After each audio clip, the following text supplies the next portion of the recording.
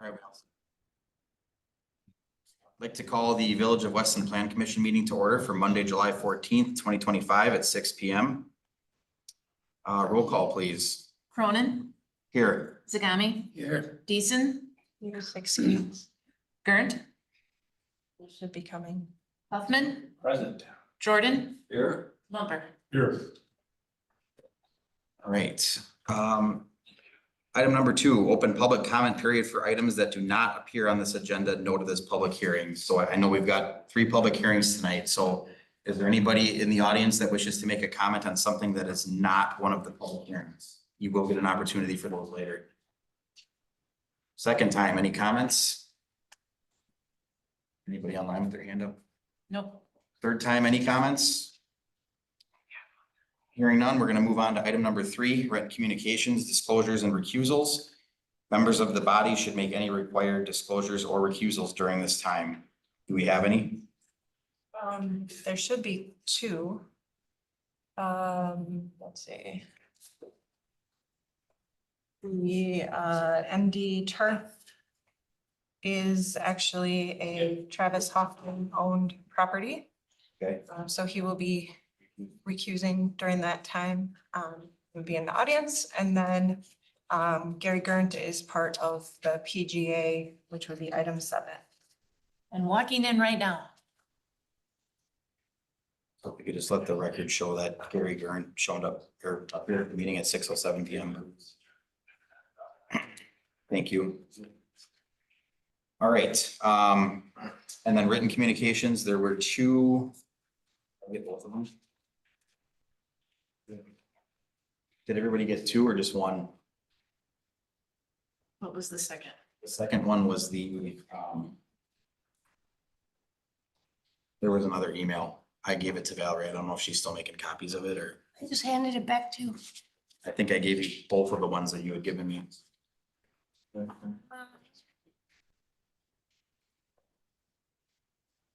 I had was that one from. No, that's all I had was that 4 All paper. I have is this one from Deborah Zegers. There was That's- another one though.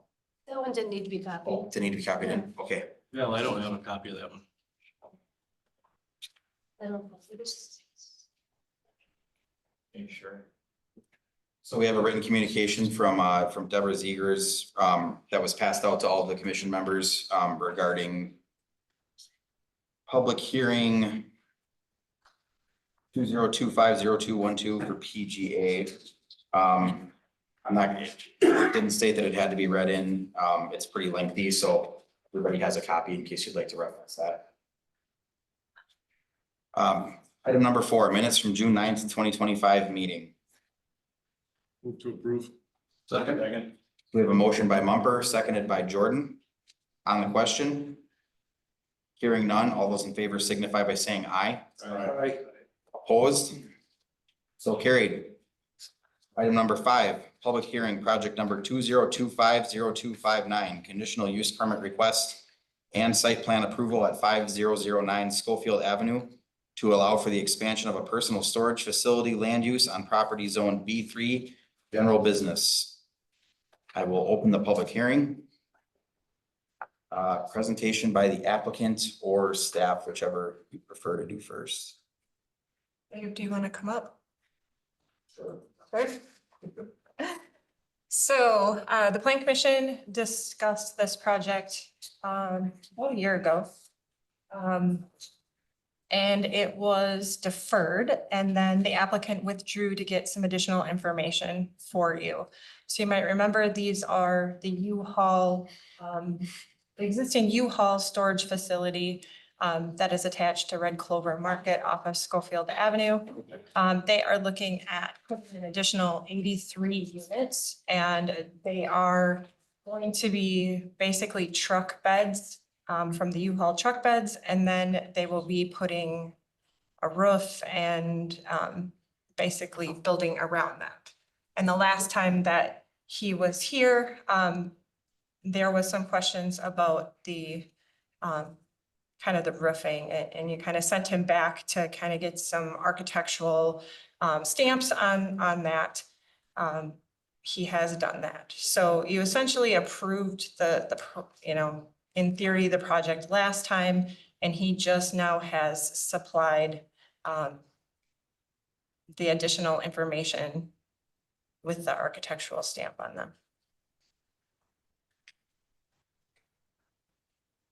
Is there any wetland in there? Yes, there's wetlands, and that was already taken care of last year. So there was a delineation taken care of.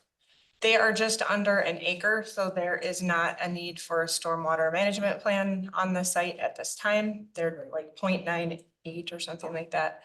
The wetland is actually most of the property that's along Kennel. Von Kennel. Gary, you got a quick one? Yeah, just a couple of questions, I guess. If the driveway depends upon, if the driveway comes off of Von Ken, if it needs to be asphalt, we can put that over the NOI and then the SPS, is that something, I want to go through this, is that something that you still are going to require or you? Yeah, it's still gonna need to go for plan review. Okay, So, I mean, it's any sort of storage facility like that. okay, I spoke to multiple building inspectors across the state about the proposed plan that Dave and U-Haul has. And that's general consensus with The building prior- inspectors. the prior facilities that you have, that have been through DSPS? Those ones are been existing for how many years, Dave? The first one was built in 84. Oh, yeah. Okay. So whether we approve or not, DSPS may or may not approve. It's still subject to their plan review. So. Thank you. So on page 17, I do have a few things. There's 3 things there, essentially, that the plan commission needs to kind of react off of, or just kind of refresh your memory. With the landscape plan, they did include a landscape plan. The only thing, we just don't know the installation sizes, so I'm going to be asking them to supply that either on that document or on a separate document, just so that we have record of that. As Gray brought up on the site plan, I just want to verify too, so that everybody's on the same page, that all this hardscape areas where traffic is and everything will be asphalt, correct? Okay, because there are some, it's going on some existing gravel, so it was kind of hard to tell with the site plan. So I wanted to verify that and also reiterate that you guys are still okay with not requiring curb around it. It's an existing facility and does not currently have curb on the rest of the project. And then Gary did bring up the entrance on how you want to handle that. There is an existing gravel entrance out to Von Kennel right now. I don't think it's a primary entrance for the site. Ours has been back road since we bought the farm. That was there before. And I thought everything new going forth had to have curb. Isn't that what was discussed on the project by Jaegers? For that storage facility? So brand new, but with an existing, it's already existing. So with that, they're not, if you would go through and redo the entire area, then we would require them to bring it up, but because they're adding on, a lot of times, like, so say somebody does a building addition in some of these places or in the industrial park, they don't have it right now. It's not required because it's not a brand new build. Okay. So All right, Dave, do you have anything that you'd like to add or any? I can answer questions if somebody, or try to, if somebody has some, but I appreciate everybody's patience. Yeah. It's been almost a year. Yeah, it's been a long time. I was actually kind of happy to see this come back, so. Yeah, we spent a lot of money to get stampable plans for those van bodies. And that was the key to it. It's a pretty cool process. All right, Jen, anything else that you'd like to add before I move to public comment? No. Okay. So moving on, we're gonna open up public hearing number 20250259 for public comment. So is there anybody online or in the audience that wishes to make a comment on this specific item? Second time, any comments? Third time, any comments? Hearing none, I'm gonna close the hearing. Recommendation, it sounds like it's approval with some stipulations, correct? Yeah, I do have, you all have the determination form and we'll have to go through those 5 statements. But I did put, starting on page 21, the different actions. So action number 1 is you could defer action on that for up to 2 months or 60 days.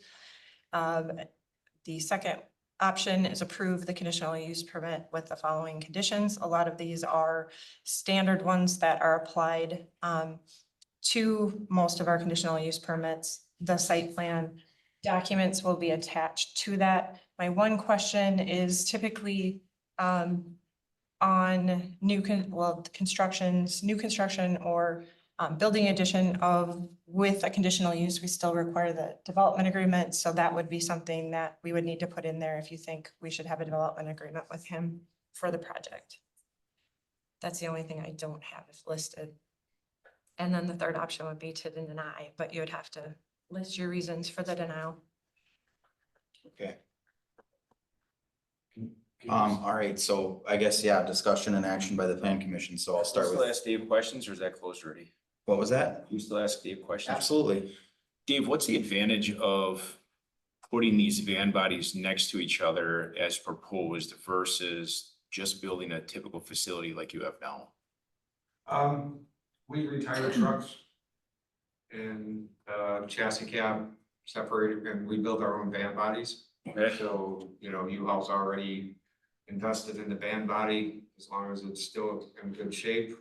We take the old doors off, we'll put new roll-up doors on them. We can set them, get them attached, skirt them to make them look decent, and turn it into a storage unit because it's a piece of equipment we've already bought. Okay, so what happens in 10 years from now when the van body has met its life expectancy and you have to replace it or fix the sides, the maintenance of it? Anything happens to it, we would definitely maintain it like we do the regular buildings. Part of the reason for coming back was to get the structural integrity studied and stampable in all 50 states that, this is a viable structure. It's got a usable life just as long as any storage building. So is U-Haul currently already implementing this throughout other states already? Yeah, we're the Village of Weston is the first one to require an actual structural plan, but we did it. So yeah, we have them in states, places all over the country already. Thousands of them, literally. Have you shared any pictures of those finished? I have, it's the last one. I don't know that there's any photos finished there's the drawings, but I don't know about photos. Last meeting. I think we saw some like last year There though too. was Yeah. some, Essentially, they put a roof and siding We on put them the and same steel to match the existing buildings. Yeah. So we come and put steel all around them. Hey, the other question I have, how do you get into the front of those if they have floors on? To have what? I'm assuming there's gonna be a ramp to get into those for ADA accessibility. How do you get into those? So, the 5% ADA that we have,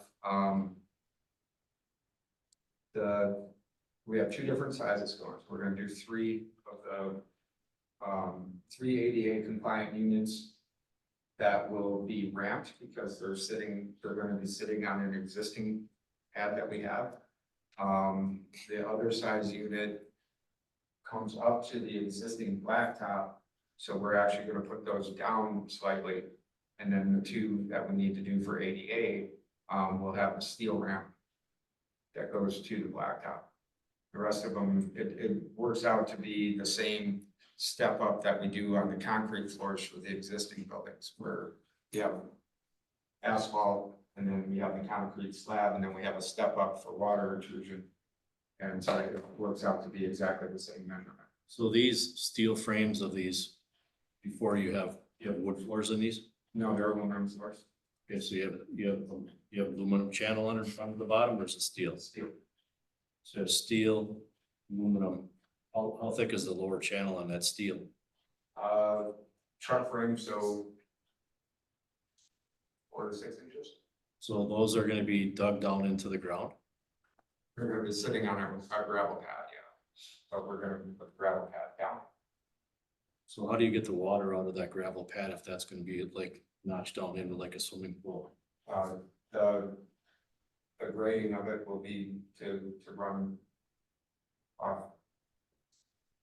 Yes, You follow what I'm getting at? If you have to get those things level to make an ADA or get rid of this 8 or 10 inches, you're either gonna have to ramp up to the ADA units, or the other units are gonna have a heck of a step to get up 8 or 10 inches to get into those units. yeah. I'm just trying to- See, like, that one there is sitting on blacktop, so that would be the highest that any of them would be, and then ADA ones, we would ramp up. But it'd look more like that, is correct? Yeah, And the it's first finished. picture was of them sitting there before we skirted them. So the aesthetics essentially, if I drive past, is not gonna be any different from what you currently have. Okay. It looks like the front is sitting like, it almost looks like a steel building sitting on. Yeah. Well, do you understand what I'm talking about, that steel frame underneath it? Well, that must be recessed down inside them. But that first picture didn't look, as, I mean, they were. No, I know, but I mean, that's sitting on your minimal there, so it must just be sitting on the body frame rather than the truck frame. well, it is the body frame. It's Yeah, strictly so- the body frame, but if he's saying it's 6 to 8 inches, it's gonna be down in the dirt. They're not anywhere near that thick, Gary. They're not. No, the floor thickness that's actually sitting on the truck frame it's only a few inches. Okay. So it's no different than USAM has those, storage containers that and all they did was they set them on, basically railroad ties and filled, gravel up to the underside of the floor. Sure. So they're not actually sitting in the ground, they're sitting just above the ground, and you end up with that step that you see in the picture. And not every unit has to be ADA compliant, correct? Only a certain Only percentage. 5 for Okay. what we're asking. Yeah, Joe, the reason why is that's because our cube vans are a C channel. And they're both as well. They're tube vans. Well, their bodies that go on the cube. They're truck bodies. Yeah. Yeah, so the floor thickness is only, it can't be much more than that. That it's actually sitting on. So the frame of those truck bodies it's no different than a semi trailer, really. Well, it's not like, I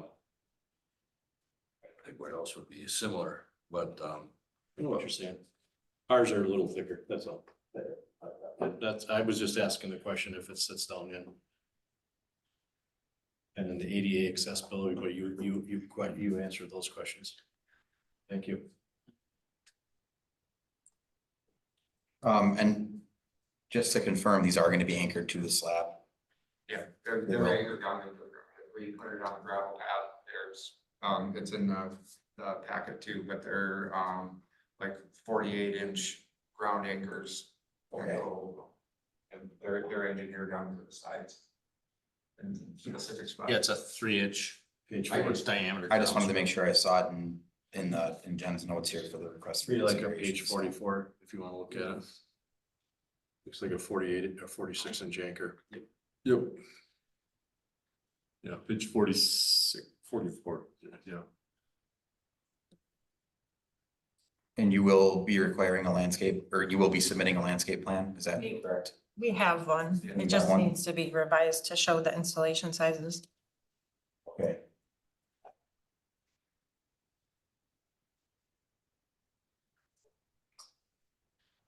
And we're not requiring curb, correct?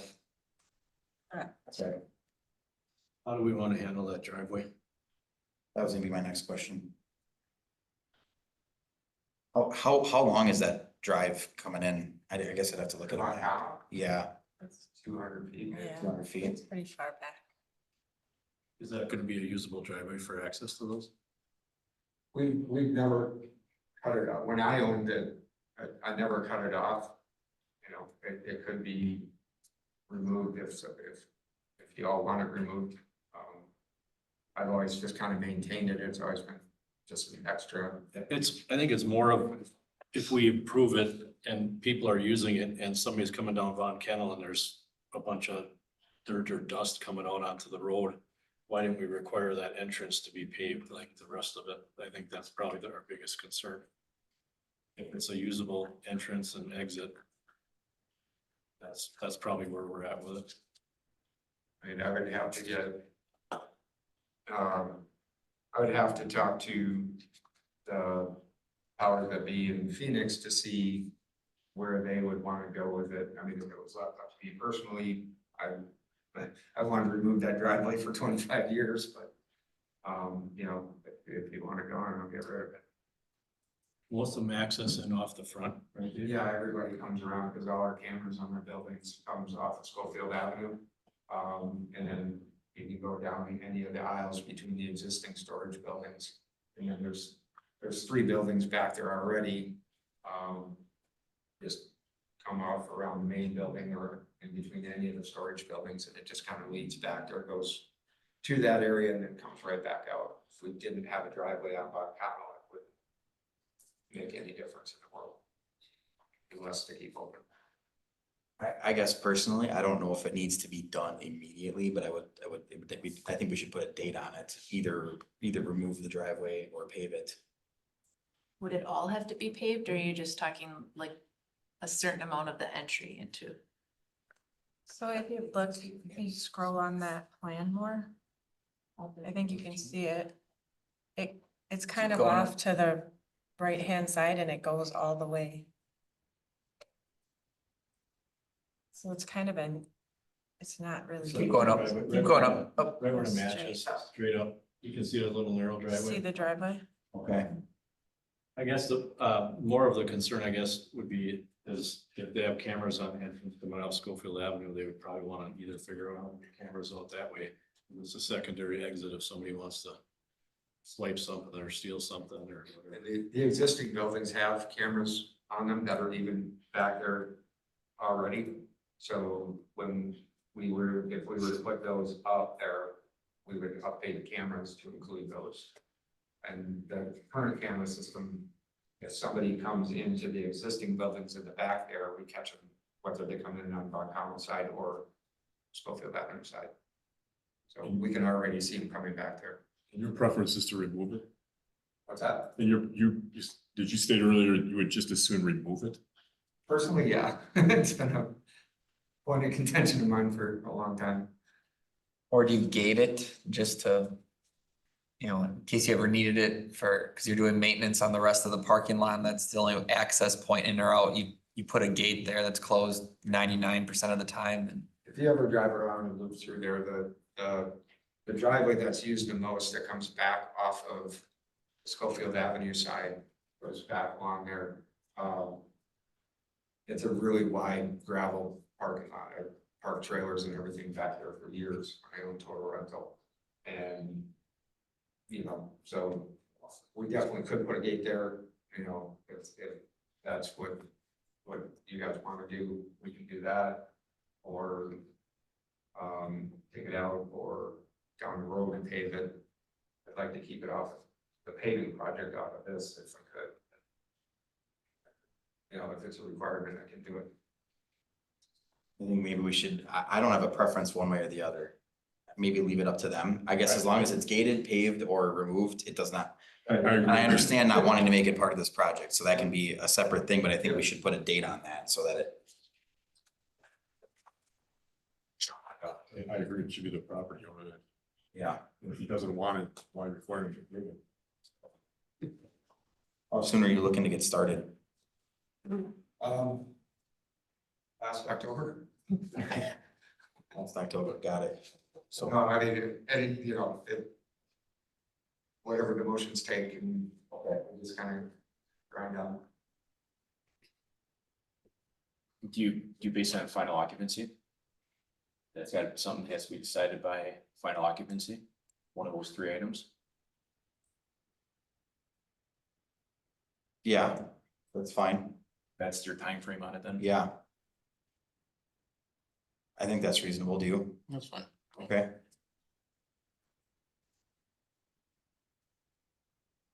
Is that fair with you, Dave? How long of a project, timeframe do you think this would be, Dave? The only unknown right now is in the time that it took to do this project, the van bodies for the ones that are to the south there, a little bit different size, and those got used up in a project down in Illinois, so we're trying to source that size van body and get them up here. The rest of it will be to go, so I mean, if I get to go ahead, I'd like to have it done by winter. I don't wanna work on it in winter, of course, it'd be first thing in spring if I could pull it all together. So let's talk about that a little bit, Roman. If he needs final occupancy, you're gonna want asphalt down. Yeah, we can do it on final occupancy or we can do it on site completion. Okay.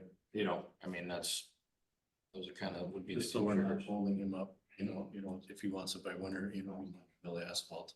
No, not past, middle of November. Yeah, why don't we do site completion then? That would be, landscaping and all of the requirements. Usually, the way things go about 2 years. Does that work for you? That gives you some time to kind of figure out that road access. If you're looking for occupancy, I think paving guys are gonna be there, so you're probably gonna want to make a decision. If you decide you wanna pave it, it sounds like it's almost gonna have to be part of your first one, from what I'm hearing. Your first phase might be the cheapest to have it done if you are gonna keep it. Right. A little more paperwork, but cheaper.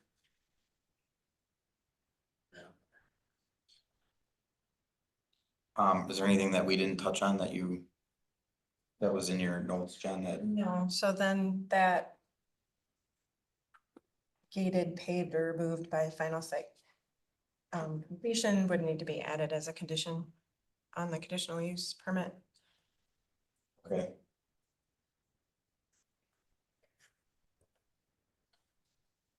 Anybody have anything else they'd like to add or?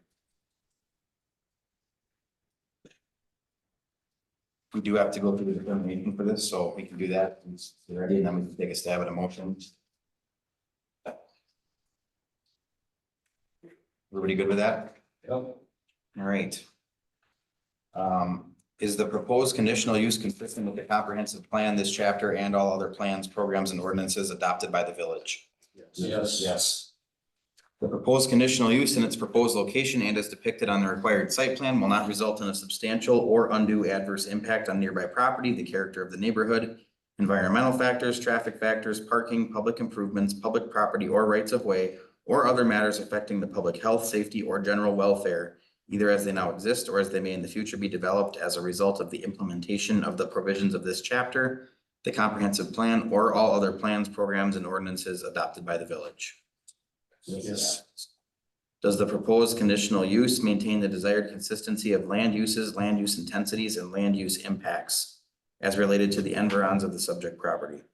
Yes. Yes. Is the proposed conditional use located in an area that will be adequately served by and will not impose an undue burden on any of the improvements, facilities, utilities, or services provided by public agencies serving the subject property? Yes. Yeah. Do the potential public benefits of the proposed conditional use outweigh potential adverse impacts of the proposed conditional use after taking into consideration the applicant's proposal and any requirements recommended by the applicant to ameliorate such impacts? Yes. All right, I'll entertain a motion, just bearing in mind that whatever motion's made is gonna have to include the driveway being dealt with, site closes. I move to approve conditional use permit number 2025-0259 and site plan to expand a personal storage facility in the zoning district at 5009 Schofield Avenue. Need additional adder that prior to site completion, the gravel driveway on the Von Can will either be paved or a gate placed to bar entry Or removed. or removed. Yeah. Or removed. All right, so we have a motion. Do we have a second? Second. We have a second by Gerndt. On the question? On the question, so you're okay with the 5 other conditions that were listed on the draft? Conditional use, and then this would be added as 6. Correct. Yes, sorry, as presented, yes, with that addition. I don't think so. Is that pretty good? That's fine. Do you want, are you asking to make sure that well, it needs SPS? Anyway. DSPS is, That's I mean, that's outside of us, right? Yeah, that's a building We permit. need to discuss that, correct? All right. Any further questions? Hearing none, all those in favor signify by saying aye. Aye. Opposed? Motion carries. Thank you very much. Thank you. Thank you. Appreciate it. You have a good evening. You too, thank you.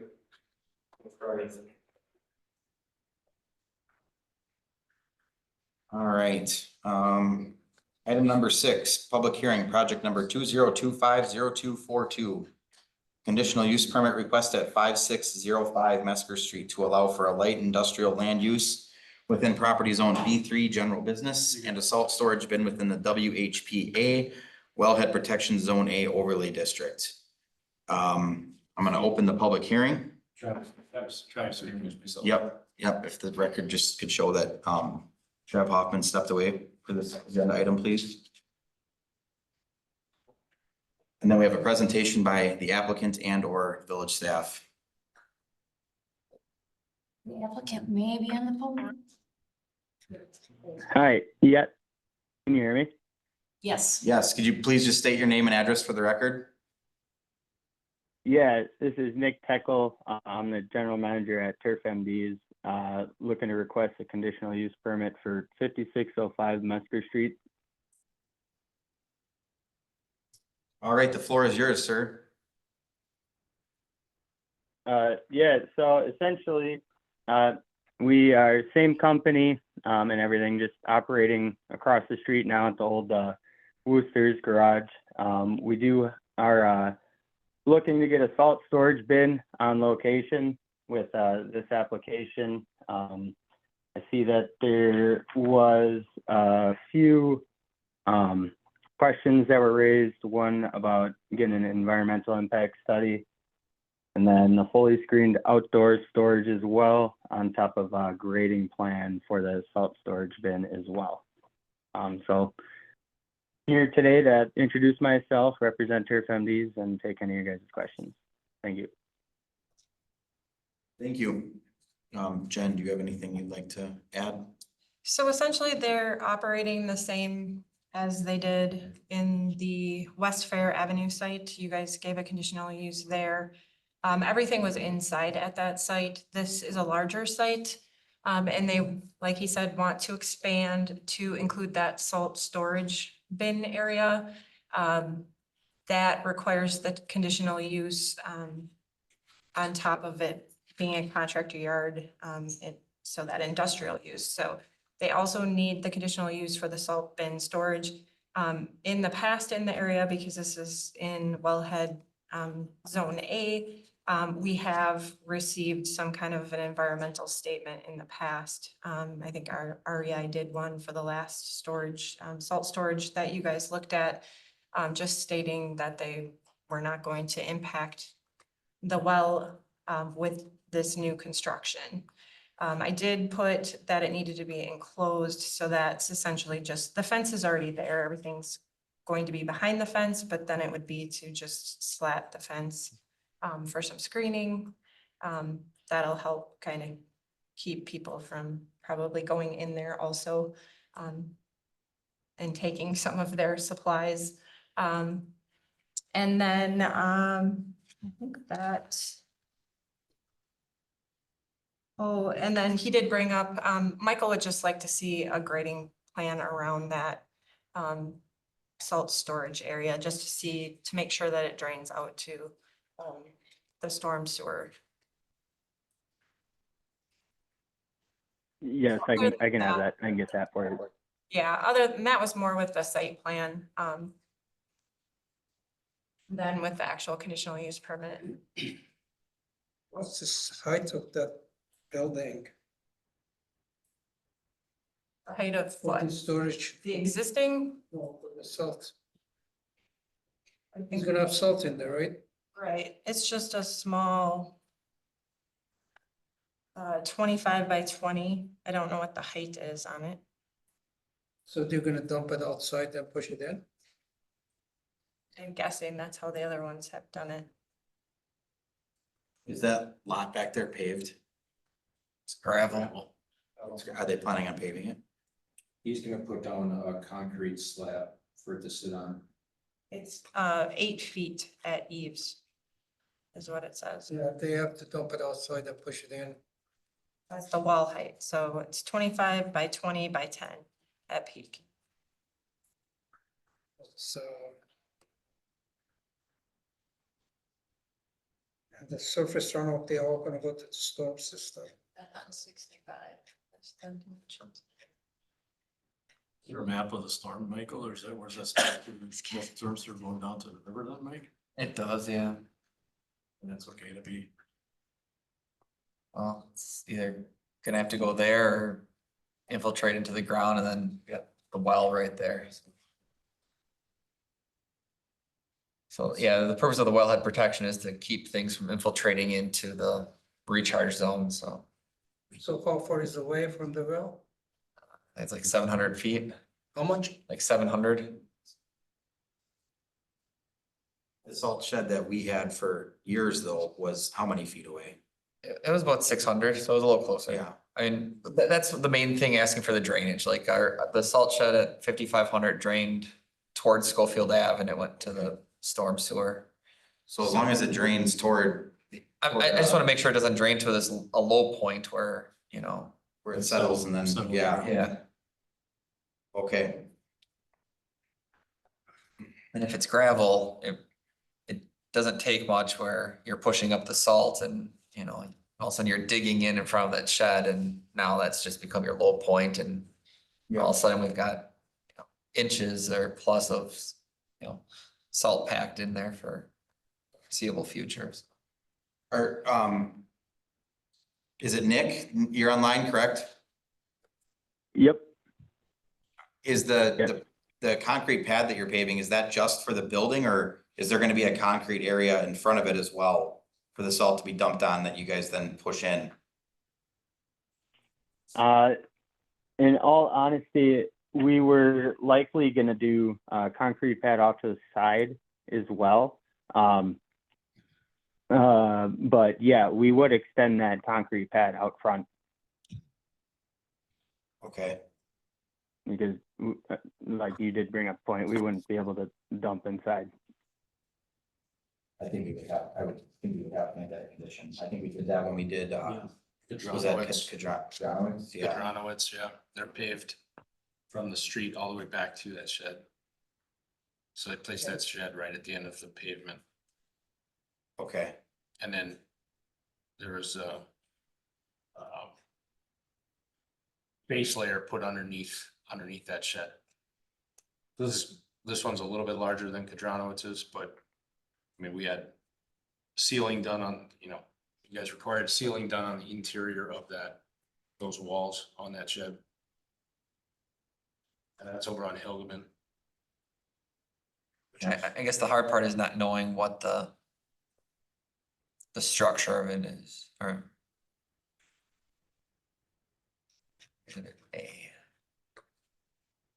Well, Exhibit A just says there's a salt bin going here with some dimensions. We don't necessarily know what the construction materials are. Oh, I missed it on that one, sorry. Yeah, I was saying 65. It says treated lumber, Yeah, concrete anchors. so yeah, so I mean, that was a little different. I think the other one was a concrete foundation, like a bin block. Thin block, yeah. So, I mean, yeah, this one would be a little different as far as handling kind of sideways, rain and wind, snow melt, stuff like that. Okay. I think after dumping the salt and putting it in the shed, they should clean it up, should sweep it. There shouldn't be any residue behind. Michael. It says on there. Yeah, I see that now. What's I'm like, I thought I saw that, but I wasn't finding it, but. All right, I think before I get too Oh, it far is off on in the the, concrete block beds, yeah. too far off in the weeds here, I should probably take a public comment on this because I missed that, so. Okay, Jen, anything else you wanna add or no? No. Okay. So I'll take public comment on this now. So is there anybody online or in the audience that wishes to make a public comment on this item specifically? Second time, any comments? Third time, any comments? All right, hearing none, I'm gonna close the public hearing. Recommendation from staff.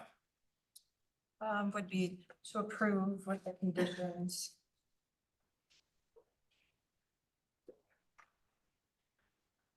And then discussion and action by planning. There are 11 conditions, is that right? Yeah, and looking at number 8, I don't think that, unless you want that one, I think that one was left over from it. Originally, when I was putting this together, I did not have the updated information and that updated plan for the stall storage shed, so it will go through the whole building permit process, so I don't know if it necessarily needs to go through an amendment to the conditional use permit here. That would be up to the plan commission.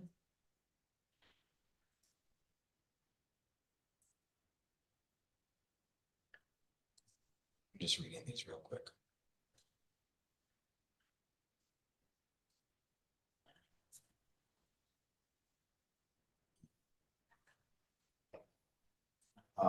Is there any detail on like the open end of the building where it's as far as like rain or? Yeah, it's all laid out there. It says it has a heavy duty roll up door tarp. Yeah, it's not tarp, that's what I'm questioning with Yeah. with rings. So the materials and structures, he's got it pretty well laid out, how he wants to build it. I saw that. But can you tell me what that heavy duty tarped doors? Mike, could you elaborate on that? Yeah, essentially that would be a custom, but we'd put essentially loops on the outside to connect to the concrete bin blocks on the side. Figuring that would be one way to just kind of avoid from rain or any water. I guess this part isn't 100% thought through, but I've seen this at salt bins in the past, and that's kind of what I was trying to put together on paper. Might not have worded it correctly.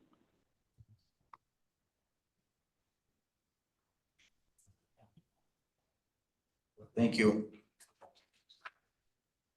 So Gary, is that something that you'd like to have a better idea of before you? I just was trying to figure out what kind of door and how do we waterproof it from salts running out of the building into the gravel.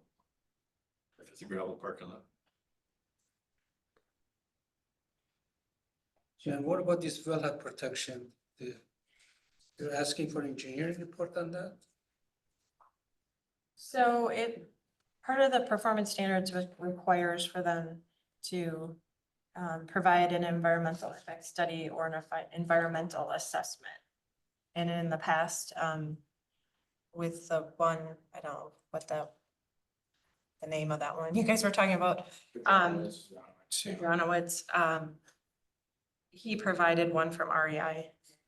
So, I think REI even joined us for the meeting. yeah. Spoke to it. And that is one of the conditions in the conditional use permit too, that they have to have it. Yes. Yeah, so I have that listed as number 3 because we did not receive that information yet. I didn't see anything on your conditions about a pad outside, unless I'm missing I something. did not have that listed. Okay, Should be there. that should be, I agree. It's gotta be right in front of the. Where they're gonna be- Right in front of that building. I mean, it's got, yeah, Wherever they're gonna dump the salt, that's where it should be, and the size of it also is important. how large it's gonna be. Yep. Is depend how much salt they're gonna dump in the river each time. Gary, do you have any thought on how big that should be? Well, it really depends upon their process. If you dump it with a quad, you won't have less gets there without pushing it all over the place if you dump it right from the door. So. Definitely should be wider than the door of the facility. And Which way does that layout go? Is that 20 foot wide or 20 foot? Salt bin is on page 64. It says it's 25 feet wide, 20 25 feet wide. long.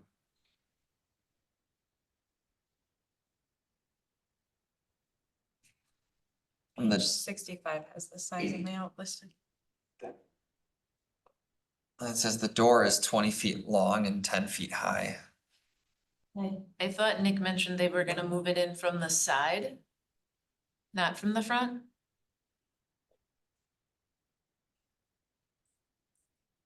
Nick, is that correct? Yeah, the intention would be to load from the front, like from the south end of it. Where it says miscellaneous rock piles? No, Or just it from the says employee south. Parking? Sorry, what you doing? It'd be from the gravel parking lot heading north. And it would be the front, not the Yeah, So it'd you be the would, front. the salt would get pushed in and then you would unload it from the same area, correct? Yep. Okay.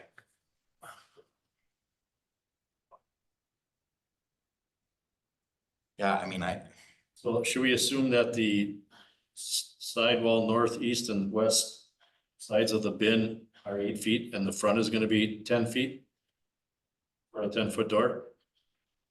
No, I thought it'd be 25 feet. Height. Height would be 10 A feet. 10-foot door with some overhang was the intention with that measurement. what's the size of a slab in the other building?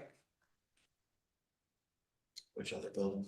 Existing one. He doesn't, they have it indoors. Yeah. They don't have one there.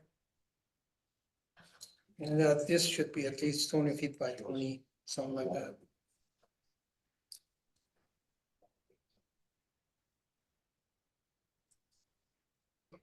I think we're just trying to prevent any surface runoff from surface of that concrete to the perimeter. Michael, realistically, if that area is 20 foot by 25, how big of a pad do they need out in front? To make sure that none of that's going off into the gravel?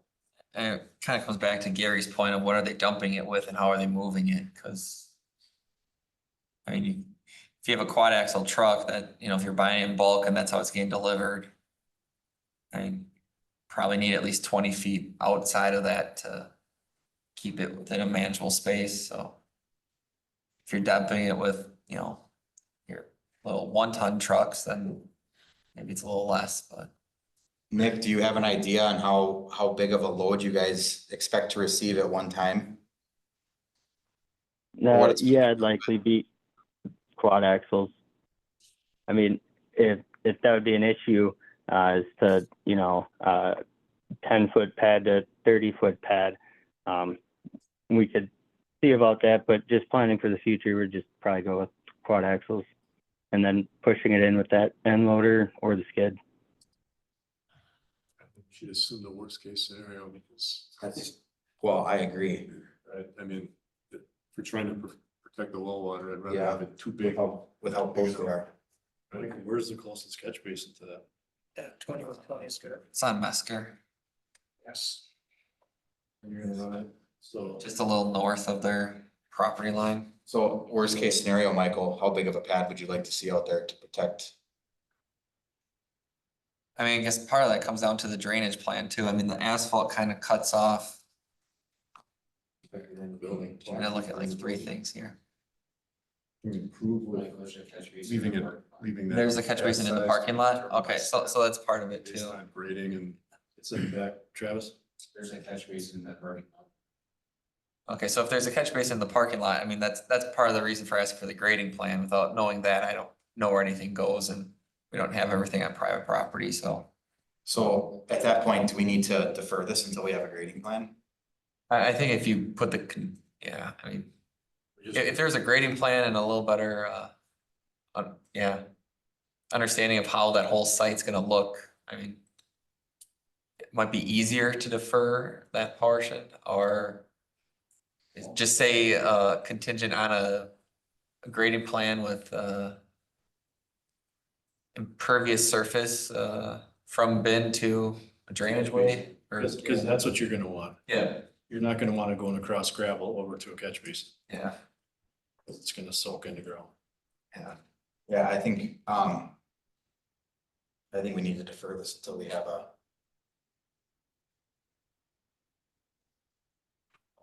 Could approve it and defer the development of the pad to staff. Approval based on grade. So either we would allow him to do this based on that, on the final approval of staff on the whether it be concrete or blacktop layout. I think would be So number 4 could just be expanded. Which page are you looking at, John? So the number 4 condition on it, so it'd be. Be the, 60. Page 62, bottom of 62. you've got on your handout. Yeah. And, the second to last, Page 60, number 4, talks about the grading plan being submitted prior to the building permit. grading plan be submitted prior to the So building let's- permit let's being just add issued. the words, had. Where is it?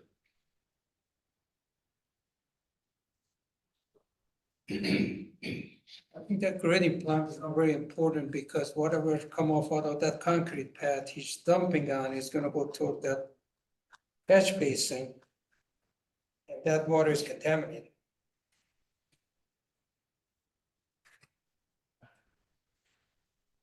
Yeah, I mean, with.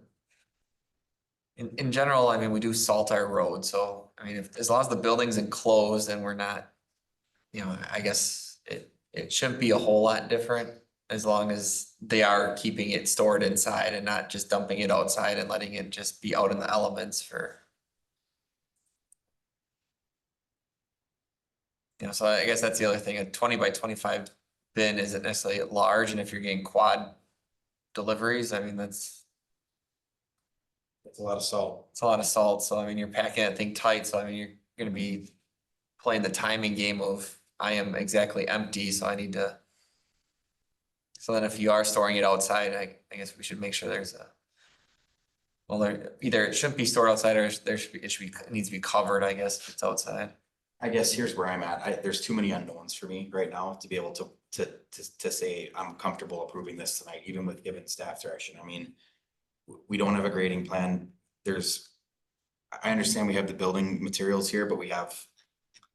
Not a whole lot of information about how this shed's gonna be built. We don't know how big of a pad we're gonna have or what they plan to deliver it with. And we're 700 feet from a well. I think we got a lot of details here that need to be ironed out before I'm willing to approve it. That's just me though.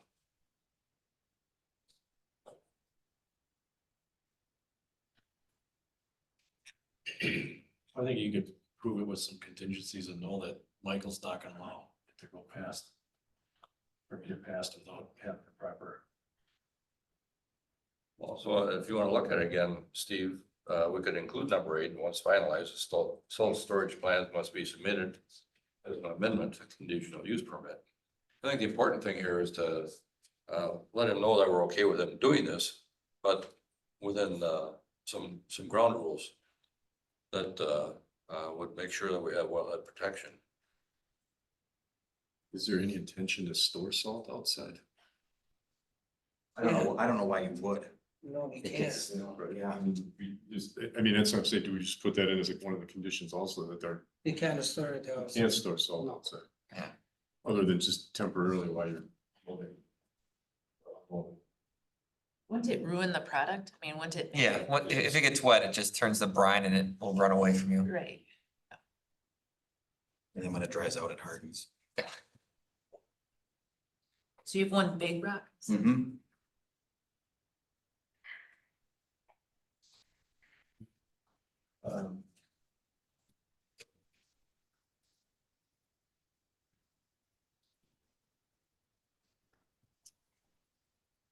So I guess if someone would like to take a stab at a motion, we do have, starting on page 62. Going on to 63, all the different conditions for this. The only thing that's not listed in here is the pad. We gotta do the termination first. and then we can close. Oh, that's correct. Thank you.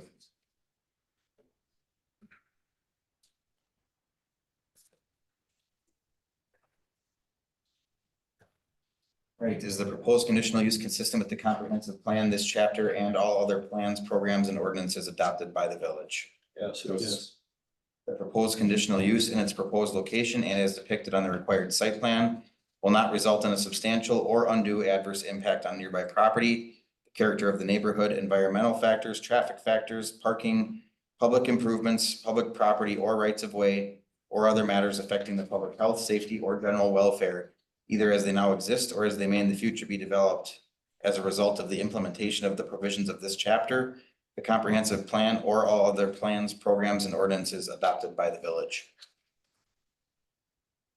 The answer is yes, if done properly, Yes. Done properly. Good point. because Yeah. Does the proposed conditional use maintain the desired consistency of land uses, land use intensities, and land use impacts as related to the environs of the subject property? Yes. Is the proposed conditional use located in an area that will be adequately served by and will not impose an undue burden on any of the improvements, facilities, utilities, or services provided by public agencies serving the subject property? Yes. Do the potential public benefits of the proposed conditional use outweigh potential adverse impacts of the proposed conditional use after taking into consideration the applicant's proposal and any requirements recommended by the applicant to ameliorate such impacts? My opinion, 4 and 5 should be yes, if done right again. I think there's 3 items on there that need to be if they're done properly. Okay, so we have the conditions. I guess my only caveat to that is 3 out of the 5 conditions, this is the only thing I'm gonna say. 3 out of those 5 conditions that we all just said yes to, we said yes if done properly. And each one of these says the proposed conditional use, so if it's not proposed the way that the intent is for us to approve it, then I do still struggle with that. I'm not saying I think it's a bad idea, I'm concerned that, So what we would, our marching orders, and if that's what the avenue we want to go down is, we need to see some sort of a drawing or draft of what he plans on doing. We need some site grading. We need to know where the storm sewer is, and if it's gonna be paved or asphalt, like concrete, whatever it may be, to the catch basin. Determine the catch basin is actually going to storm sewer, not just going into the ground. And then we need the site plan or elevations for someone to do a phase 1. Is that what you're looking for? Or? Yeah, number 3. Yeah, so it's number 3, so it can, so we take a stab at this, so the question is, and really it comes down to the building permit and the grading permit, so do you want it to come back to this committee, or are you okay with allowing the staff to manage it? I'm okay with staff making a decision, but I guess what Steve is saying is we're committing to making sure staff is following. I don't have a problem with staff doing that. Well, personally, I don't. I trust them also. Yeah. But for the record, I'm not saying I don't. yeah, I know what you're saying, Steve. That's clearly, that's environmental assessment with Yes. regard to the flood protection. Right. They should bring. We just want to make sure that they know the items that need to be addressed to get things moving. Right. That are holding things up or that are in question, that might be a concern.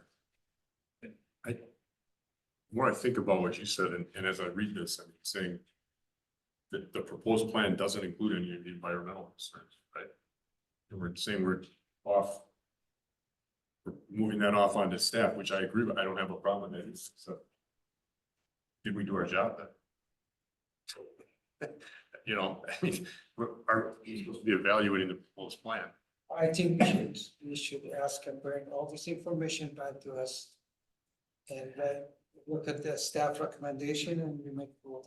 I mean, I don't wanna hold them up either, but I also don't wanna advocate. Well, it's gonna What take we're him supposed to time do. to provide that information anyway.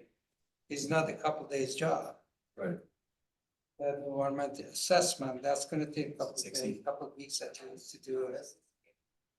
And then, and then the rest of it, the rest to be done. Travis or Nick, is this a mess up anything to do with the time frame? We have, I mean, we're pre-planning obviously for winter, but is this gonna affect your installation of this project at all? If we ask you to get this more information? No, it should not. Nick, are you okay and understand the things that we're looking for and the reasons why? Yeah, no, I definitely understand. I honestly wasn't too sure when I should chime in or not, but I completely understand that it might not, have some questions in the air with my drawing and description. So no, I totally get your guys' concerns. You get Nick's name and address, Valerie. This stuff, anything gonna help me out.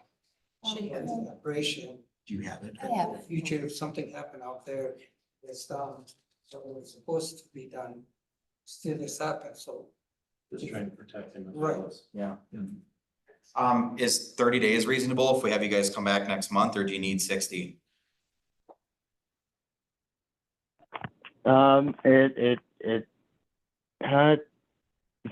really is swing of the season right now. That would it be an issue for 60? No, we can defer it for up to 60 days. So if that's what you guys would like, we can do that. Yeah, I guess just more time the better. Yeah. Hey, Steve, you may want to take one for 30 days and have him see if you can get it together and come back. I was just gonna say. 60 days is gonna be. I just don't want to under deliver. That's all with. Maybe you could just communicate with staff. I could probably just Yeah. see the environmental impact or whatever, that's probably gonna be your biggest time. Well, let's defer it for And 30. Right. grading, whoever's gonna do your grading, your site grading. Let's defer it for 30, and if we have to push it out another 30 days on the next Why don't you agenda, we can. Just say a minimum of 30 days. Yeah. Delay for a minimum of. So let it be the next, I don't know, I think it's under 30 days before your next meeting.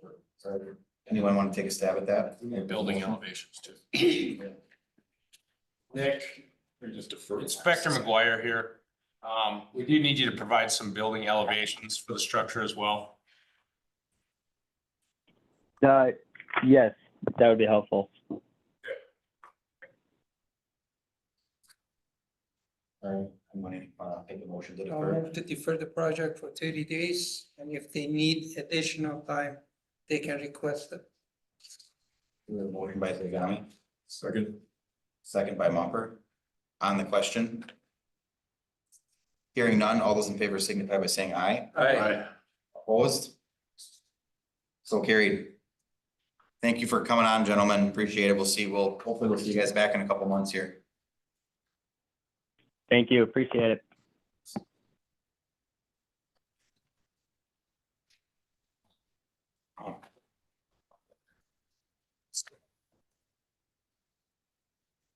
Right. Yeah, Parker, if you could just note that Trav took his seat again.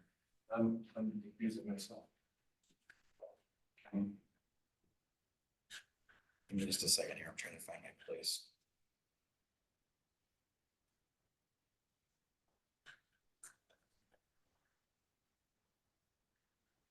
All right, item number 7, public hearing project number 2025-0212.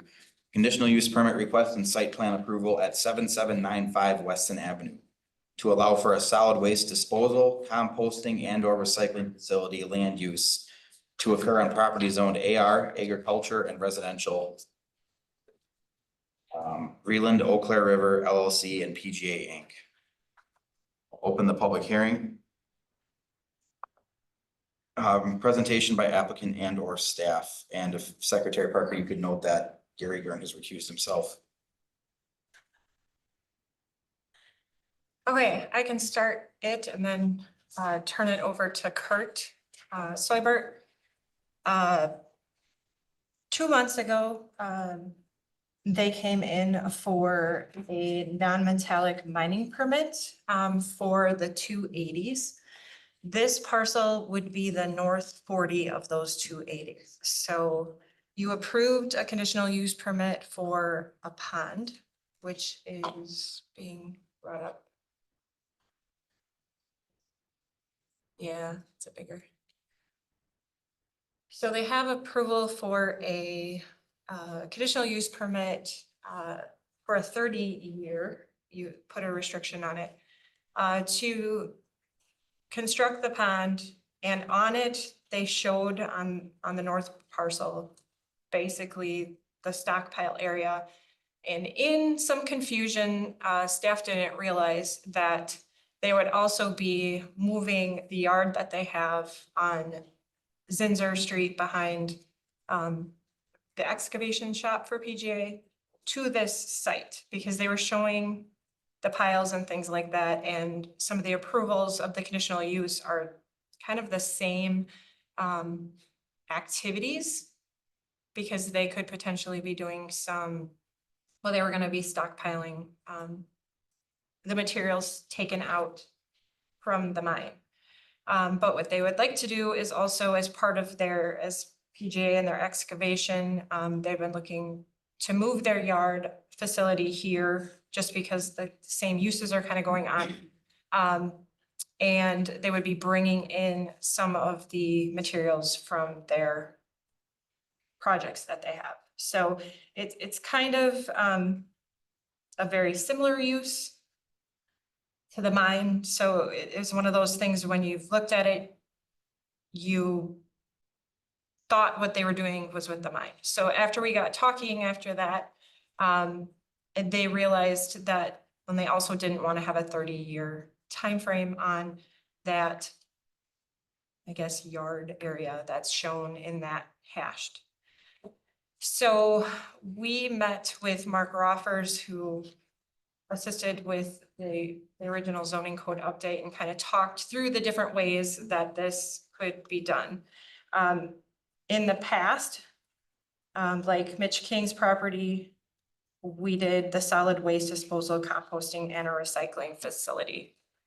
That's the use he has on his site. That's the use that we have on our site, and they're doing very similar activities to what Mitch is doing, and also what we do at our stump dump site.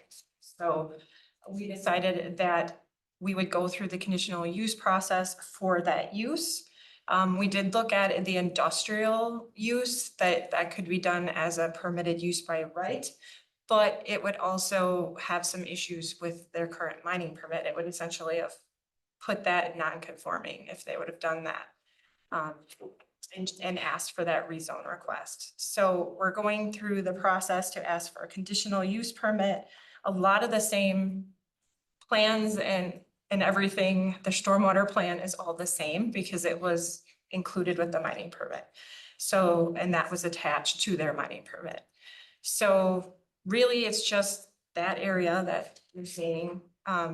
You guys required them to pave by I think it's November of 2026, out to Weston Avenue already. That's part of the conditional use permit for the mine. There's also some crushing times that you placed on the mine.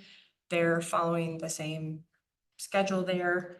I don't have a sample or a draft conditional use permit, because when you look at the determination form that I have, we do have some areas highlighted in yellow where they would like to discuss with the commission.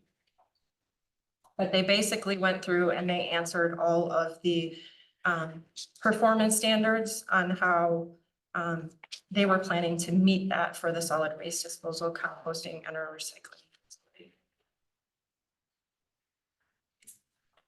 I don't know if Kurt wants to say more. No, Jen. Well, I think. Oh, yeah, name and address for the record, please. Kurt Seibert, 148525 Smore Lane in Rosedale. Thank you.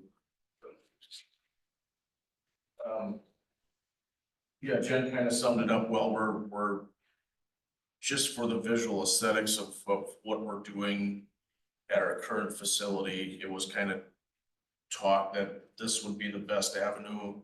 Get it out of the public eye, get it away from Highway 29 a little bit and get it in a tucked behind. There's a tree border kind of on the east side of it. So north would be to the left on the plan view.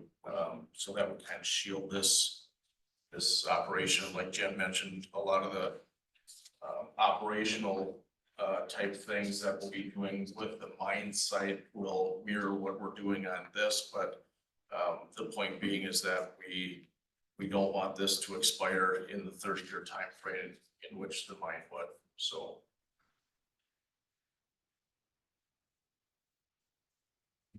All right, thank you, Kurt.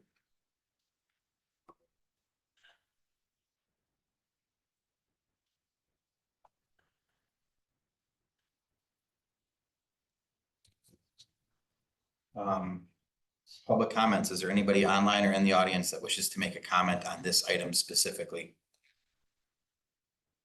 Yes, I'd like to.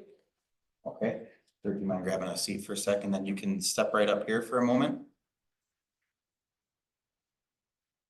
Will both of you be making this comment together? Yes. If you could both state your names and addresses for the record, please. Yes, I'm Kimberly Spurgeon, Joel had and we both live at 7802 Weston Ave. All right, the floor is yours. Yeah, so we're the home that's directly across from this proposed site. We've already submitted documentation through our attorney that we would like to be read into the record. So if you would do so now, I would appreciate that. I can do that once your comment is done. Okay, perfect. We already know that the mineral rights conditional use permit has been granted. There's a couple items in that application that they already have not been compliant with. One example is at 6:15 this morning, we were awoken by dump trucks and bulldozers. So they're already non-compliant with the time and the hours that they had listed in that permit. I also heard in that original application about the vibration and noise statutes. We have not received record of any testing that's been done to verify that they're in compliance. Even the work that they've started thus far, just removing topsoil from that area, vibrates our home. Can feel our glass is shaking, our cupboards, we hear rattle.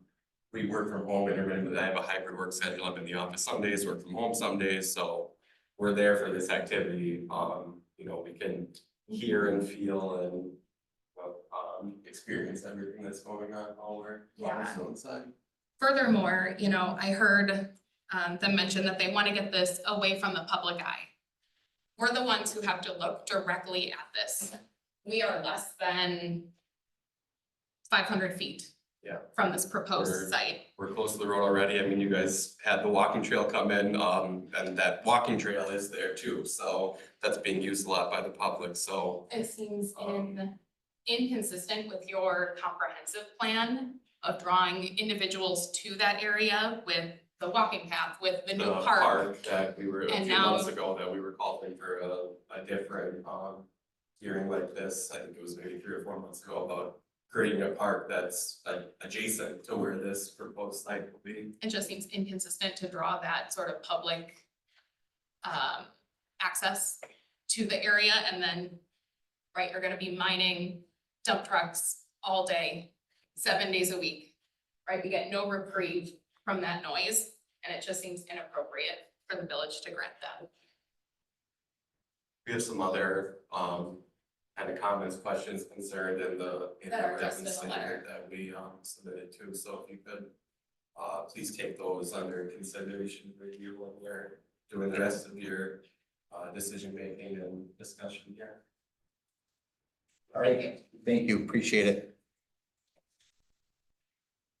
So the hang on a second, let me, before I get to that, is there anybody else online or in the audience that wishes to make a public comment?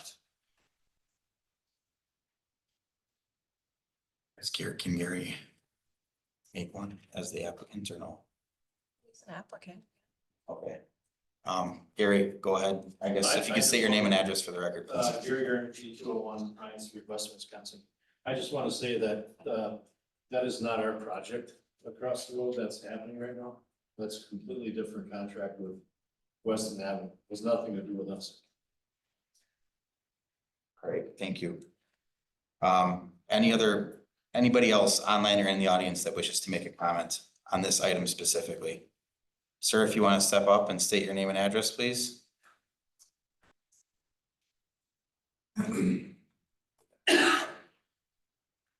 Sam Erlinson, I just moved to Jones Street, 8808 Jones Street. I had discussed with Roman already about what's all getting done in the space, but I heard a comment about like waste site removal, like the stumps and grass and stuff like that. Is that going to be moved to No, Zinser? No? no, Okay, but so they it's- do a lot of the similar like processes that we do out at our stump dump site. They won't have a compost site like we do there, but Michael and the crew do store materials out there, and then it's like once a year they have someone come and crush. So that's similar to what would happen on this site. Okay. I just Yeah, want it's clarification. just mostly road-based, road-based. gravel, Okay. that kind of thing, sand. Okay. Thank you. That's all I had. Thank you. Thank you. Any other comments on this item specifically that anybody wishes to make? Second time, any further comments? Third time, any comments? All right, hearing none, I'm gonna go ahead and close the public hearing. Recommendation from staff. Steve, do you want to read that in? Yeah, I'm getting there. What was the recommendation? Well, I have some things You that. want me to read this in first? Yeah, there's things, well, because I'm gonna have to Okay. comment on some of the things in here. So I have an email here from Deborah Zegers, looks like. This was sent to Valerie. Dear Miss Parker, I represent, and you guys should all have a copy of this, so if you want to follow along.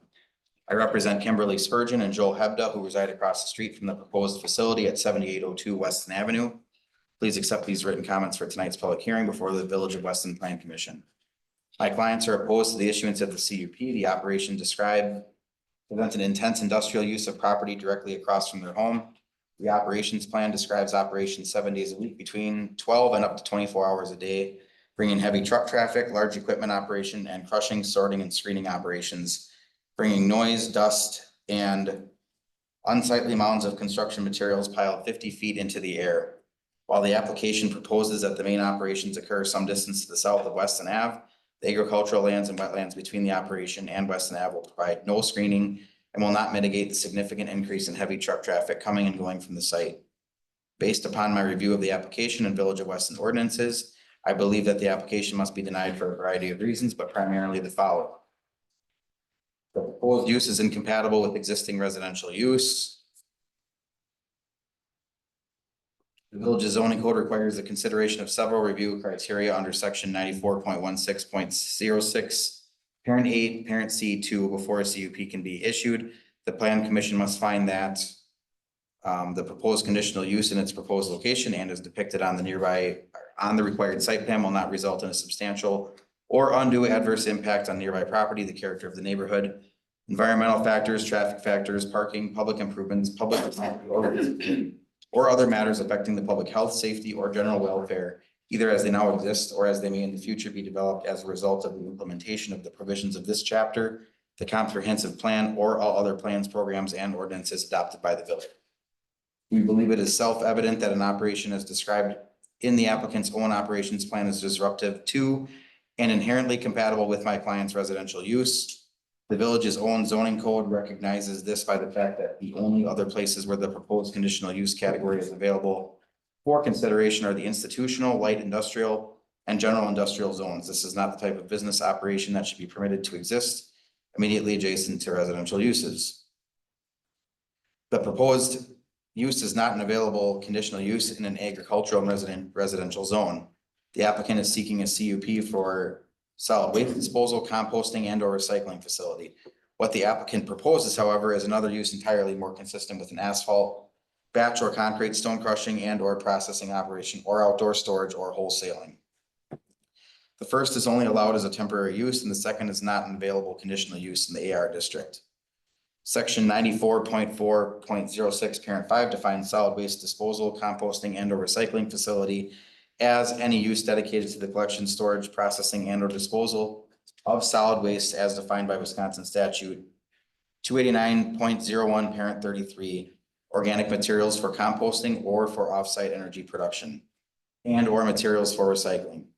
While the operations plan implies that some part of the business may involve repurposing some construction materials, the main purpose is to process, sort, screen, store, and sell material for construction purposes. The plan expressly includes screening and crushing of rock. Such uses in the village are permitted only on a temporary basis, exclusively serving a specific public highway or road improvement, other public works project, or large-scale construction project warranting on-site processing in the zoning administrator's opinion that benefits the village and or the extraterritorial zoning district.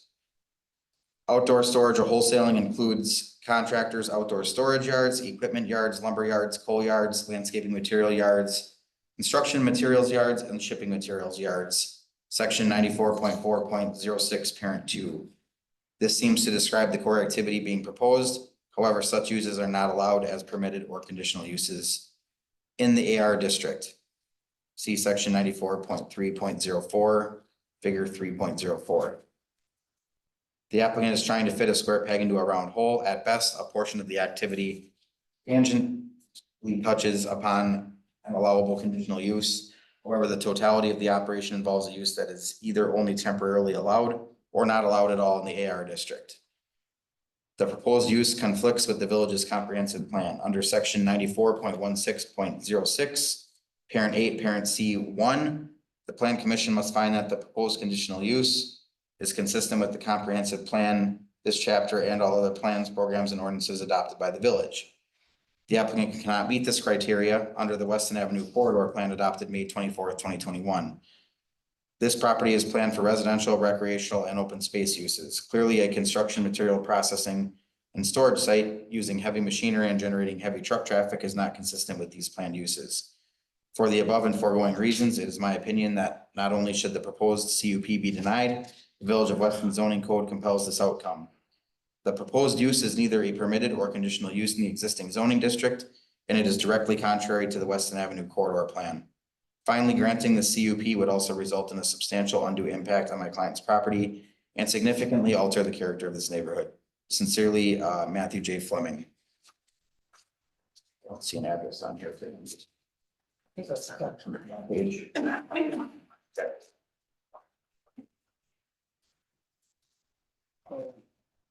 I think we refer this thing to. Well, this is just a comment that was submitted to us. Still, what you bring it, actually, I have a problem with the solid waste word in there. Because when they say they do a solid waste, that apply a lot of things. Municipal waste, you just name it. So the conditional use is gonna be tied to what they have as their operational plan. So this district, this land use does encapsulate a lot of different uses. So that's why it's listed as that. The solid waste. So it could be something, so like waste management would have to go through this process, but they would have a totally different conditional use. That doesn't mean that they're gonna bring in solid waste that's not the materials Exactly. that are there. And they should have used the word solid waste. Well, that's in our zoning code. So that's what the zoning Well, code. when they say solid waste, they gotta go to DNR. In my opinion, that's what they gotta do. Because DNR has a code and requirement for solid waste. I think what Jen's, Specifically is saying for This is solid. the land use that's in our code. yes, So solid waste is, that's the actual land use is solid waste.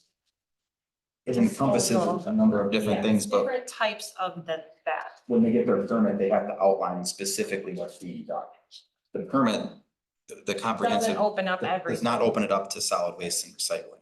I think they should take the word out of it and take themselves out of. We would have it. to change the zoning code. Yeah, it's not our word, it's your word, unfortunately. We didn't choose the. Hey, didn't you mention the DNR approval had already, that there was some approval that had Yeah, already? so they've received all the approvals for this. You not approve that, all this? They're in the process. All of this comes with their mining permit.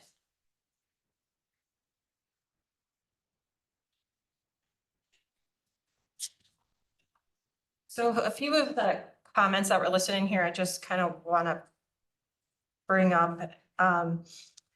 The big one, there's two big ones, but that first one, that the proposed use is incompatible with existing residential use. They are a residential property, true, but they are adjacent to the industrial park, basically. So they right now butt up against the driving range, which is village owned and is leased. That is leased to the driving range, to the golf course.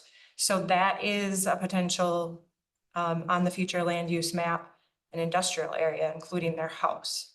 So this is kind of an extension. So they're kind of on the edge of our industrial park land, and then where it starts with the park that they talked about.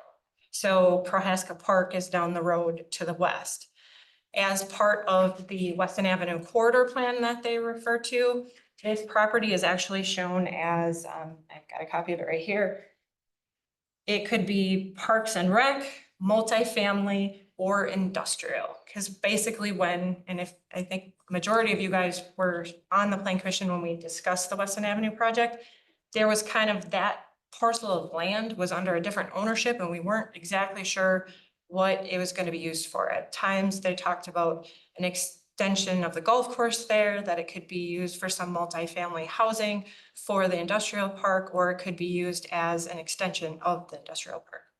So that to me is not a correct statement that is listed in there.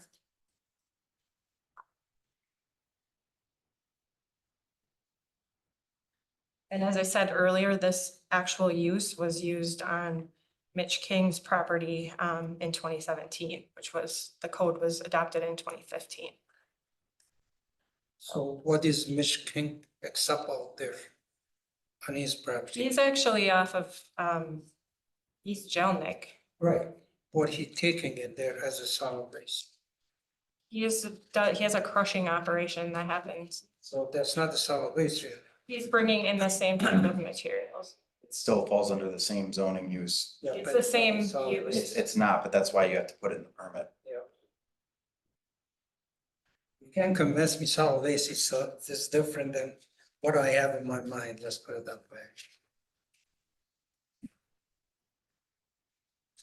What were the hours that we set in the original? So if you, I thought it wasn't it Monday through Friday?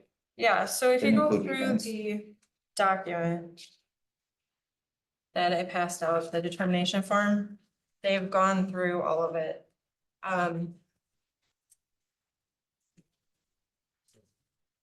Well, I guess the reason I'm bringing this up is because in this letter from this attorney, it states the operations plan describes operations 7 days a week between 12 and up to 24 hours a day.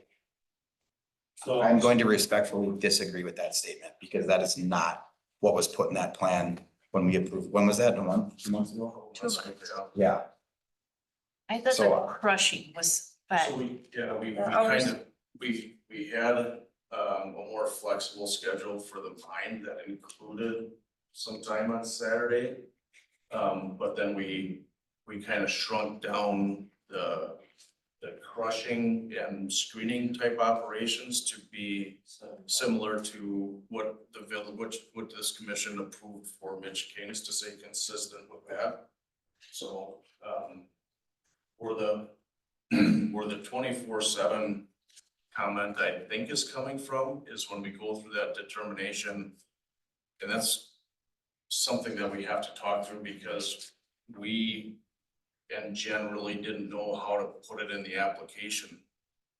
Is that if we have an emergency job, a water main break, or a customer that has an emergency job and we need to get at, you know, that in sand or something similar, or road base that we crush in order to service that client. We don't want to be handcuffed to say to the client, we can't fix your problem because we can't get at our materials. So we don't really know, or we didn't really know how to write that into the request. And that's one of the things that I think caught this guy's attention was it's just wide open all the time, and that's not the intent. But we had to ask for it in the case of if we had an emergency that came up that we could service our customers, so.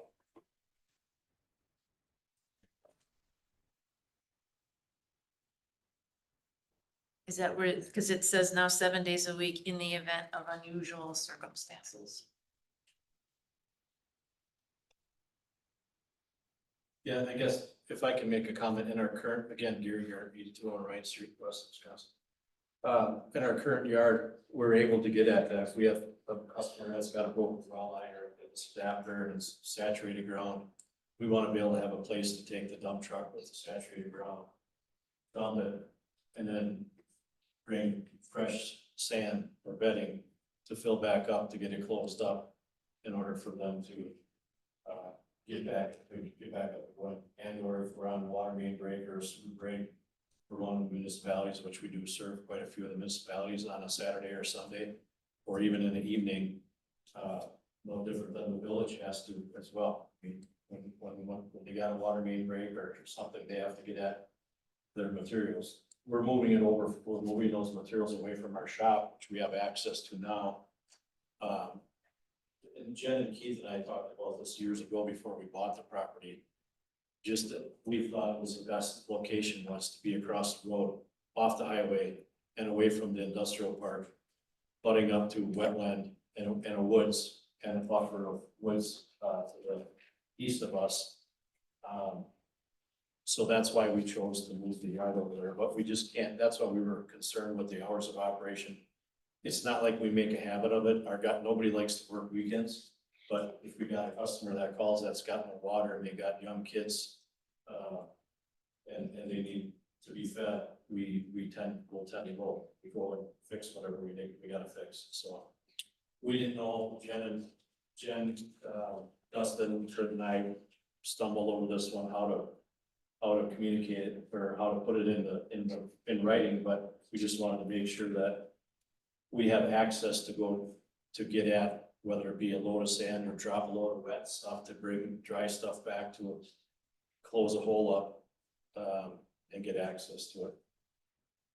It's definitely not something that we want to be, nobody wants to be working Saturdays. So it was 5 days a week. And if it was an emergency situation where we needed to get in and out of there to get at materials, we just needed that. We just need to talk about that and bring that up. Okay, Trev? I was just to say, how do you guys handle the hours at the, I guess the Weston yard? Stumped them? That would be a Michael question. There is no hours. It's 24%. What about Gary brought up a point? I mean, if you guys lease material, that's where your material storage is. So are you guys at will in there with that? Or do you maintain specific hours, or how do you guys operate that? I mean, we're there during our daytime work hours of, generally 7 to 3 or, 6 to 4. Our construction ordinance hours are 6 AM to 8 PM. So if contractors are working in there to crush material or grind the brush, that's their hours is our, 6 AM to 8 PM hours. But I mean, if there's a construction project going on, it is, kind of dusk to dawn a lot of times if they're hauling material in or out. Which kind of, does kind of follow that 7 AM, 7 PM outline in there.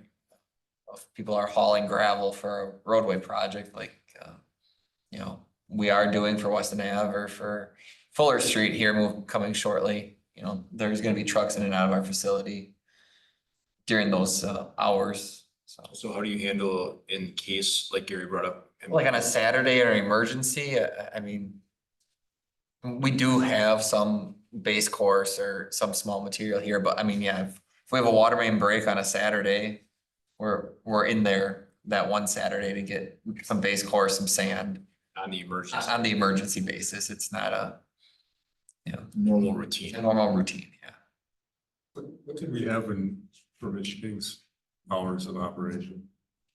So it matched what you gave to the mine, which was, the hours of the mine are limited to 7 AM to 7 PM, Monday through Friday. The occasional Saturdays and Sundays, crushing or material processing activities shall occur Monday through Friday between the hours of 7 AM and 7 PM only. And if I remember correctly, back when we addressed that, there was concern, I'm gonna forget the name of the machining business that was Yeah, so they in had, immediate proximity. They were extremely concerned about noise, vibration. And because they had machines that were yeah, calibrated so at Vortex certain tool level. was located right there. Vortex, that would, yes. And Yes. they had some concerns with, basically their processes needed it to be, How close were they to the Michigan operate? Literally next door. they're next door. Next door. Probably within 100 yards maybe, or. Have we had any follow-up complaints by Vortex since that date? No. None. I just wanted to include that in the public They record. did a vibration analysis test. A vibration analysis test. Yeah, we had to. That was part of the conditional use, Okay, that's what I was trying to remember, because I remember that being a very key issue when we granted that back at that time. And okay, we had a vibrational analysis, so that might be something that The proximity of Mitch's operation compared to Vortex tool is substantially different than the proposed site plan to the house currently. I think where they're getting the vibration, is right now. They're running trucks in across the road from their house, they're filling the field in right now. Integrity grading off of Weston Avenue, and they're compacting it constantly, and when they're stripping tops, when they did strip the tops out, it was an 850, a pretty decent sized machine. So you get the tops out off and you get vibration from the tracks, cleats on the tracks, and it does transfer. So that's where they're getting their vibration. And we understand it can happen. I get it. It will happen, especially when you have they've got heavy soils they're bringing in there, so they've got a sheet support, which has got the nubs on it, on the roller compactor. So that's making vibration along with the, and it happens going all the way up and down the road when you're building the road. They had to feel the same thing when they were doing the road. It's just part of construction. You gotta compact the stuff to get it back to meet specifications. So. Is that for the Weston Ave project? Yeah, it has Okay. nothing to do with us. We have not touched that property at all. That's all Weston Ave associated. It has nothing to do with us. So you haven't done any of the topsoil stripping? Nothing. We haven't, yeah, so the comment of being outside of our conditions of the original conditional use for the mine site, we haven't even started the previous approval, so there's. What we're talking in the basis of the letter is not really even sure where that comes from, but, I don't know. yeah, we haven't started anything on the mine site, so. That is like way back there. This is stuff they're working, when they're. Right up filling by off the, right up by the Weston highway, or Yeah, right by the just- road. Yeah, they're just slowly pushing and getting it up to grade. We gave them elevations that they could take the farm field up because the farm field does go underwater. So we're looking to raise that up and eventually it may end up being, light industrial or warehousing or who knows what it may be 30 years down the road. But we're trying to raise that field up so it's buildable and more tax based. But we won't start anything in from integrities done, household back down, and there's the driveway, go the way back, portion of the road we operate.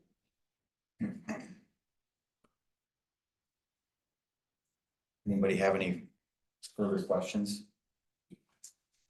Or should we go through the determination? What about the stockpile heads? Yeah, so as part of the performance standards are listed in that conditional use permit determination form.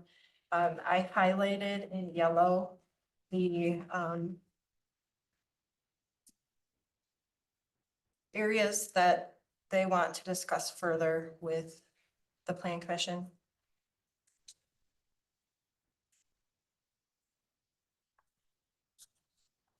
Did you want something higher than the 50 foot? Is that? So they want 50 feet. They were and limited to 30. Yeah, they're limited to 30 without plan commission approval. Well, the purpose of going to 50, Kurt, is to minimize the footprint of the size.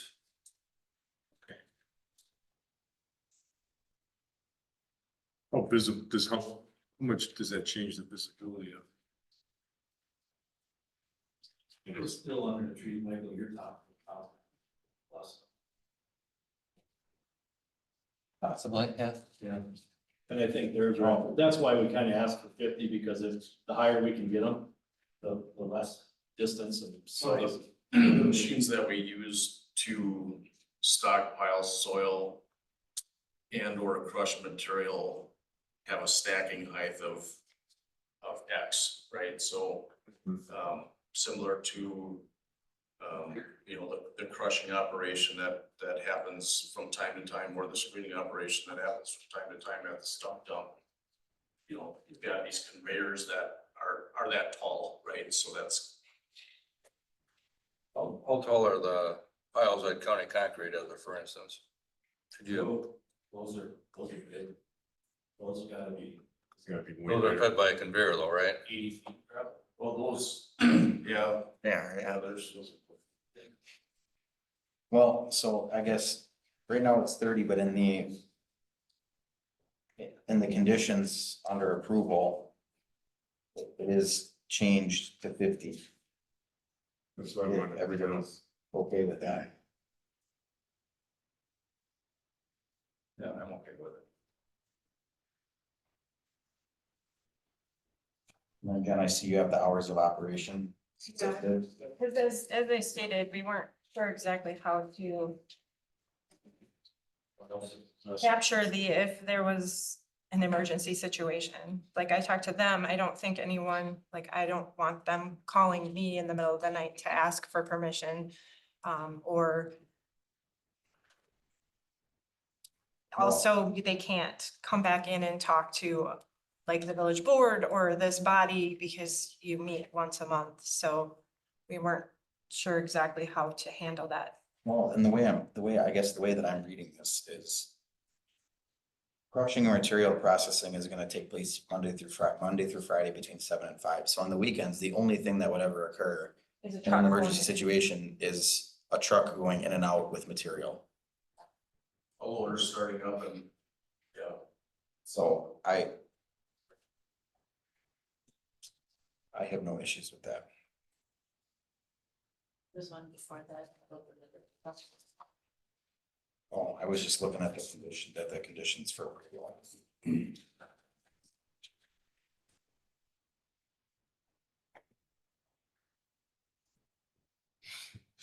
What is the number of trucks? It says it just shall be limited to a maximum number of trips per day.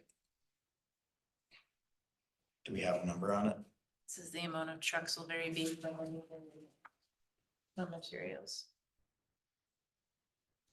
So you're asking that a maximum isn't put on there. It's so hard to predict. I mean, there's jobs that could have heavy hauling for a couple days and then we're done. You might not see a truck for a week or so. I mean, kind of, again, similar to the Weston site. Yeah, sometimes I won't see a truck, depends upon what you got for road projects.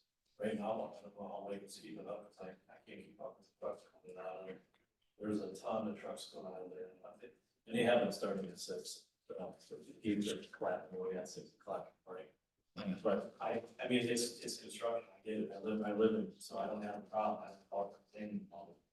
I do wanna say thank you to whoever, Michael, if it was you, but somebody did pay the remaining distance, and that was really helped a lot, so thank you for getting that taken care of.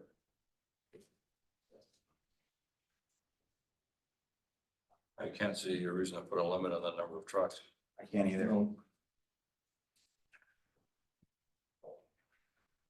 Yeah, because you'd be putting a limit on every business pretty soon.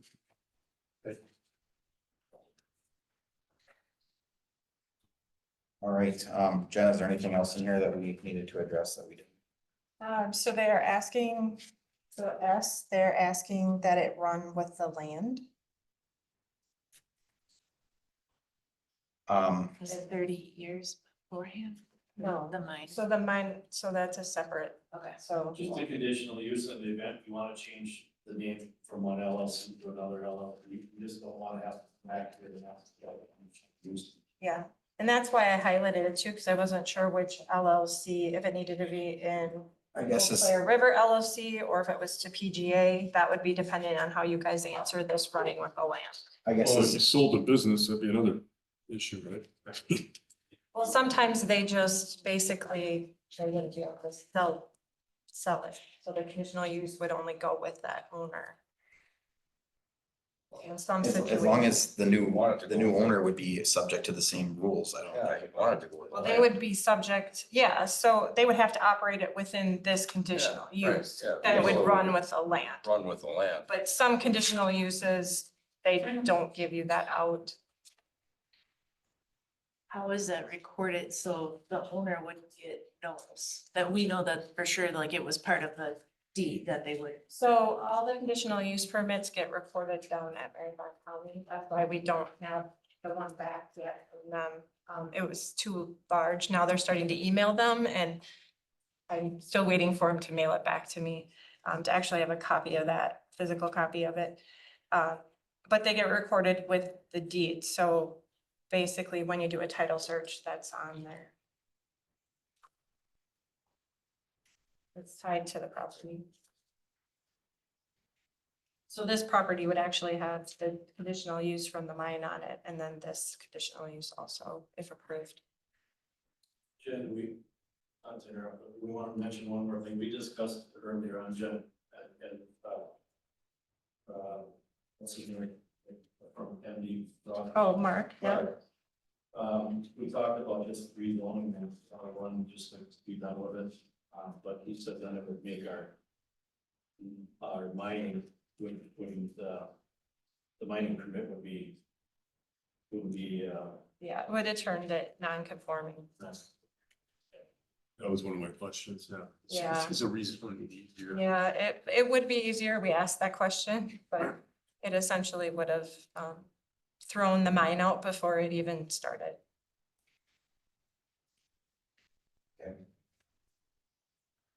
Can I just ask one other question? You stated earlier that they were operating outside already of what, I mean, are you saying for the public record that you've seen it as PGA vehicles? Yes, there are PGA dump trucks right across the road in that field. So we assume that it's to do with this conditional use that was already Granted. passed by this. Saying that that was passed and we Like for the assume last that that activity's couple ongoing, years. there's PGA trucks 24/7 out in front of our house, that's, This morning at 6 a.m., purple PGA trucks. Should have taken a picture. And We're subcontracted by the contractor, which is working for the village. yeah, they should have probably seen what for the contractors. We had one. I guess our concern is this is like activity that's gonna, regardless of who's doing whatever's happening, there's dump trucks activity that's going to be happening with what this proposal is.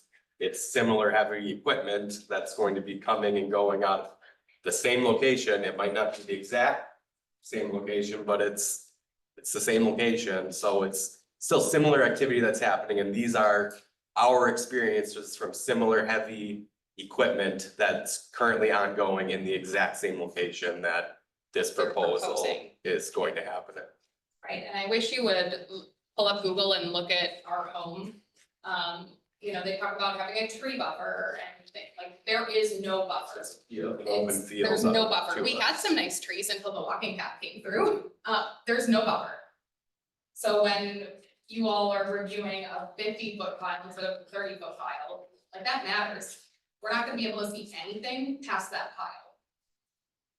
So So imagine staring out your kitchen window and seeing piles of dirt. And that's it.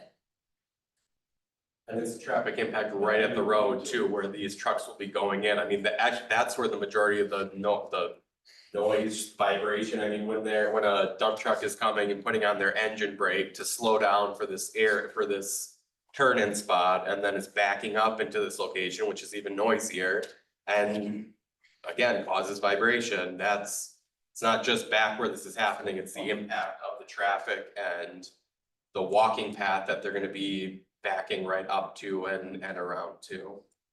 Did somebody, I don't remember, you had a thing of the stockpile where they were putting the. What is it relative to the house? So the house is right Is there? here. So this area right now is what's getting filled in. If you go to that PDF, this is kind of the. Way back in the middle, right? Yeah, where this tree line starts is where the long-term proposed stockpiling will be taking place. So this is where activity is currently occurring. This is where long-term it would be. So, and I believe they're starting closest here and probably working their way back, They're so. about a quarter way back right now Okay, on that first. So how many acres are in between? That's a full. that'd be like an eighth of a mile, because this is a quarter of a mile. So 13, so this is probably 700-ish feet. But the turn-in area is how far from our house, where the trucks. I mean, yeah, the driveway is.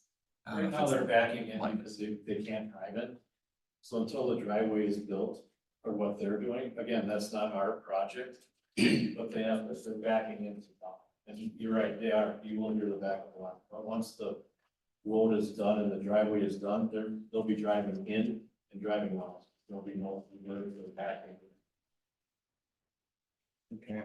We asked for it to be paved, if I remember right, correct? 100 feet. Yeah. 100 feet paved, so we're not dragging dirt. Yep.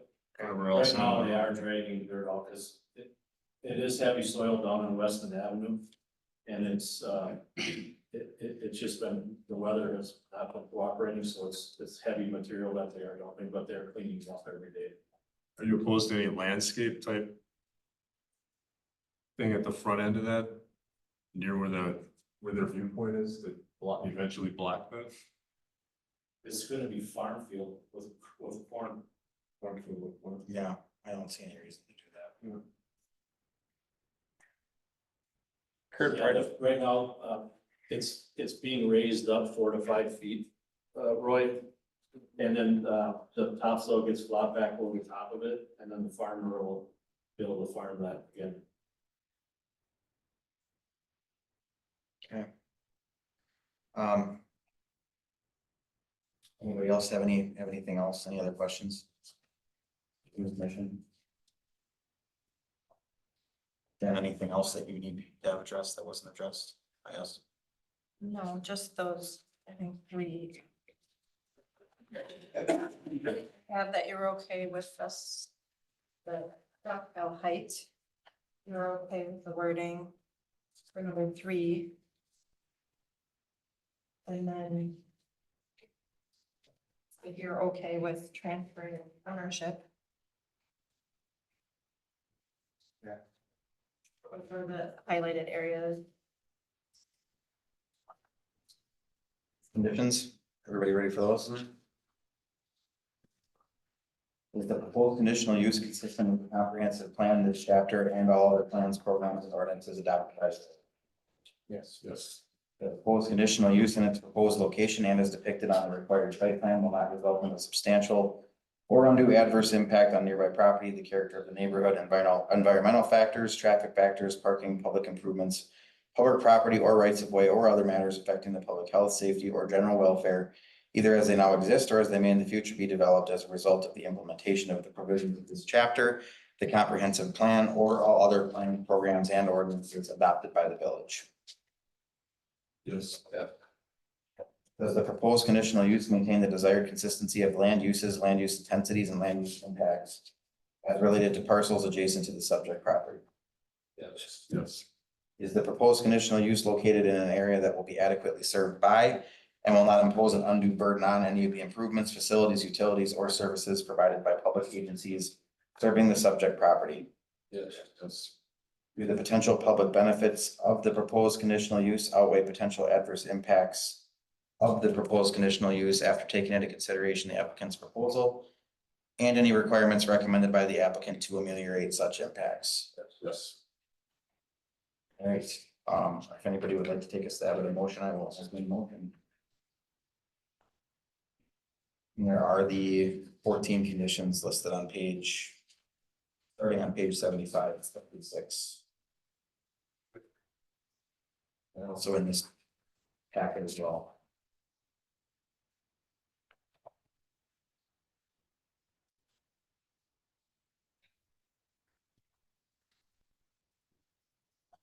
Well, I'll make a motion to approve the conditional use permit at 7795 Weston Avenue. Following conditions that are listed 1 through 14. So we have a motion by Jordan. Do we have a second? I'll second. We have a motion by Jordan, seconded by Mumper. On the question. Hearing none, all those in favor signify by saying aye. Aye. Aye. Opposed? Motion carries.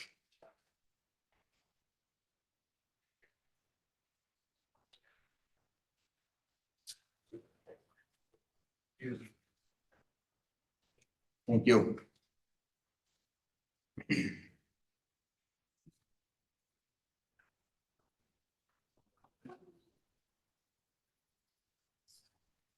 Number 8, review of proposed zoning code amendments.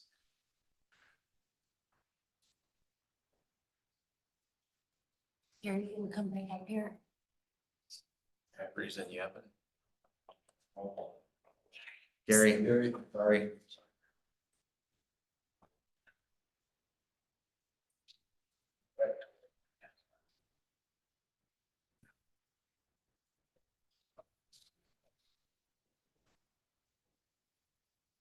All right, so staff has been working, so basically Roman and I have been working with Mark Ruffers on some amendments to the zoning code based on different things that he's been seeing or I've been coming up with as we've been administering the zoning code for projects that have started to come in. We also included our discussion from last month where we talked about the garage, Distance. yeah. Thank you, everybody. Thank you. Thank you. So, I don't know the best way to kind of go through this, but, Mark helped us with this and also created kind of a summary that explains what we're requesting to do. So the first one is making home occupations permitted by right uses instead of conditional use in multiple family and mobile home districts, subject to unique limitations available to those denser districts. This essentially came up because we had someone in, it was actually in the mobile home park that wanted to, she was basically an online travel consultant. And so she was operating a business out of her home, but does not have any customers or anything like that. But the way that the code was written, she would had to gone through this whole giant conditional use process for this use, which we thought, you know, okay, something like that where it's just an office use. And sometimes people are, we tell them like, it's just a home occupation. No one's gonna really know that you're, you know, you have an office. Like many of us work from home at times. We don't come and get an actual permit from the village to operate there. But some of these people also either need it for the company that they're working for, or they just want it to have it. So in this situation, we wanted to make sure that someone wasn't running like a contractor business out of a mobile home park. But if you had like an office use, that you did not have to go through the conditional use process and come before this body to get that conditional use permit. So that was one of the changes that we're making. The second one is allowing minor expansions and upgrades to non-conforming residences in non-residential zoning districts. Recognizing that many of these homes, like those in commercial districts along Schofield Avenue, may stay for a while. We have a number of properties that back in the nineties, when the village did the first comprehensive plan for the village, they rezoned everything to commercial along the corridors or adjacent to, there's some strange properties in the business park that are zoned industrial, but it's actually a single family home. But the ones along Schofield Avenue, instead of going through in the process of rezoning them to what they should be, so really they should have stayed as single family residences and then changed with the future land use map and came in as the properties were changing to commercial. They've been that way for so long. So basically we talked to Mark and they like to do things like garages. They're not really, they're just maintaining their properties. They're not planning, they're in some strange areas where commercial hasn't really impacted along Schofield Avenue yet. Business So- 51 has several. Yeah, of these Business houses as 51 well. has them too, but they become non-conforming structures, and the other part of it is if we don't allow them to upgrade and make some improvements to their properties while they're there, these are gonna become dilapidated or not be used in the right ways anyway. So, The way the code essentially reads is they can't do anything. right, could they not can put just a- live there. Can't put an expansion onto a single family residence. Can't add on to a garage for additional off-street parking. So it really was and I did a quick count last month when we were working on Mark on this, and there's over 30 homes on Schofield Avenue and Business 51 that are used as single family residences. But the way the code's written, they can't do any addition to it. And the code already has provision that they can't flip those homes into a commercial project. They have to be redeveloped. They can't take a single family home and turn it into a business. Like there's a small pocket, like where the clay studio, playhouse. Like the rural used to be. Yeah, there's so a like lot of insurance that on company. Business 51 and Schofield Avenue, they did not have that provision in there. And when we did the code in 2015, that was a big thing that the planning commission at the time and the village board wanted to make sure that we were actually redeveloping the sites that and which is what you're seeing. Like Lockery had the two spots that there was an old house and then the Anton Studio. They created a bigger project with it. That's really what's supposed to happen. But the way that they rezoned that back then, these people are still using these homes right now. And we've had some situations where they've wanted to, add on to a garage or something. That would be just minor. They're not going over 50% of their value. And normally they would be able to do it, but because of the zoning district that they're in, they can't. So that was something we felt that would assist some of our property owners, especially those that aren't ready to transfer into the commercial yet. They're still living there.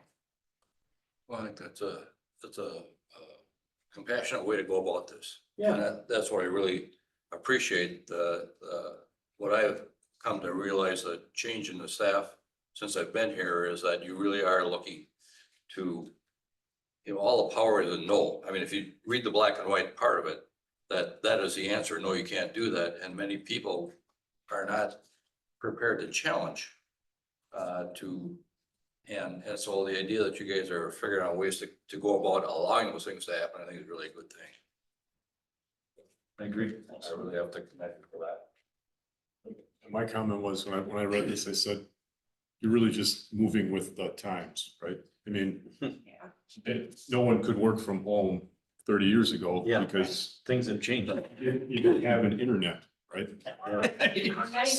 Start there, right? I mean, I just, when I read this, I said, start there. You couldn't, it was impossible because technology has changed, right? And so part of it is you gotta move and adapt with the times and like I said, with garages, when we were doing all these, I said, we're doing too many of these. Why? Because everyone's getting bigger garages are Right. becoming the norm, right? Yeah. I mean, if you went back 50, 75 years, you had mostly single car garages, right? Yeah. Because nobody had two cars.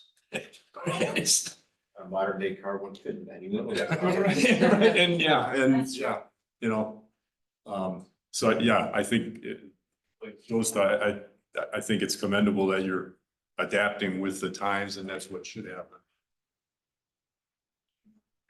Yeah, so that next one kind of feeds in with the one that we talked about. So it allows residential accessory uses to happen on there. So they can still utilize their property for residential. So they can have a greenhouse, which we're also Further down. enabling further down, because we don't have anything specific for that.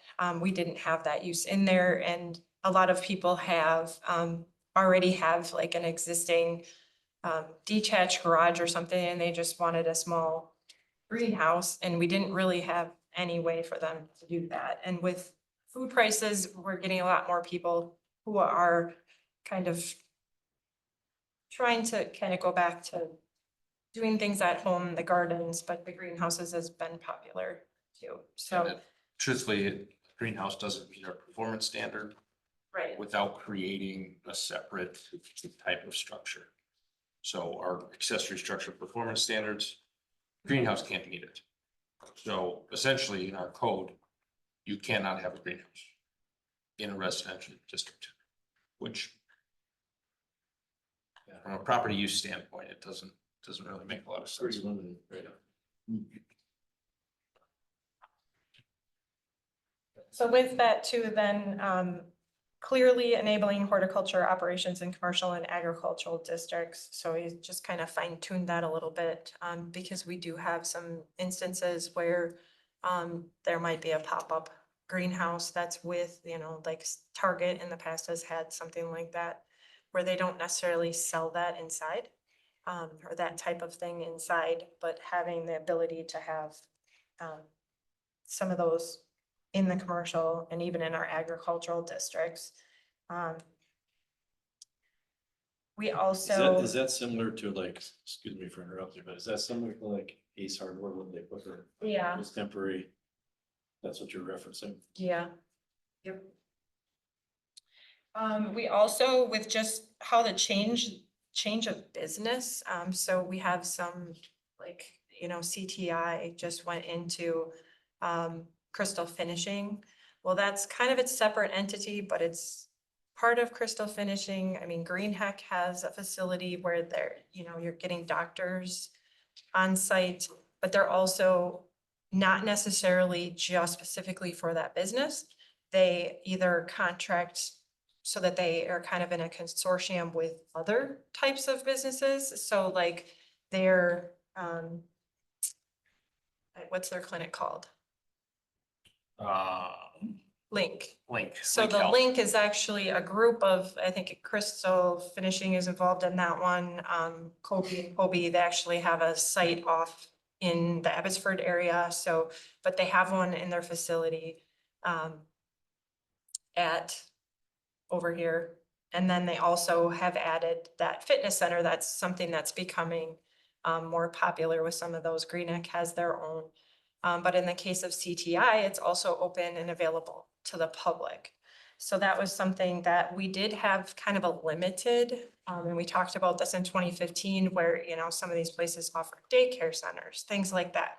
Well, you can't necessarily, you could have a daycare center, but it might not be able to be full of all the children of employees. So they're gonna have to subsidize with, it's kind of its own standalone business, but it is primarily there for an amenity for that company. So there's more and more of those kind of uses. So we're just expanding the one that we had already, just to make sure that we captured all of what we're kind of seeing happen kind of out there, because companies are trying to, because they're adding more benefits that, is attractive to their employees. So they're adding things like that we hadn't normally.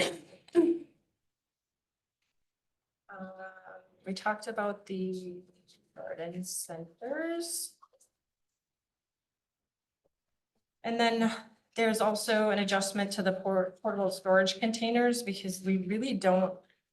We have them listed. I think I tried to bring something back a few years ago about those pods in commercial areas and we didn't go anywhere with them. So technically they're really not supposed to be there, but they're being used for in the industrial park and in some of our commercial areas. I think Target has one behind it, but they're tucked away for the most part if they're using them for longer term business.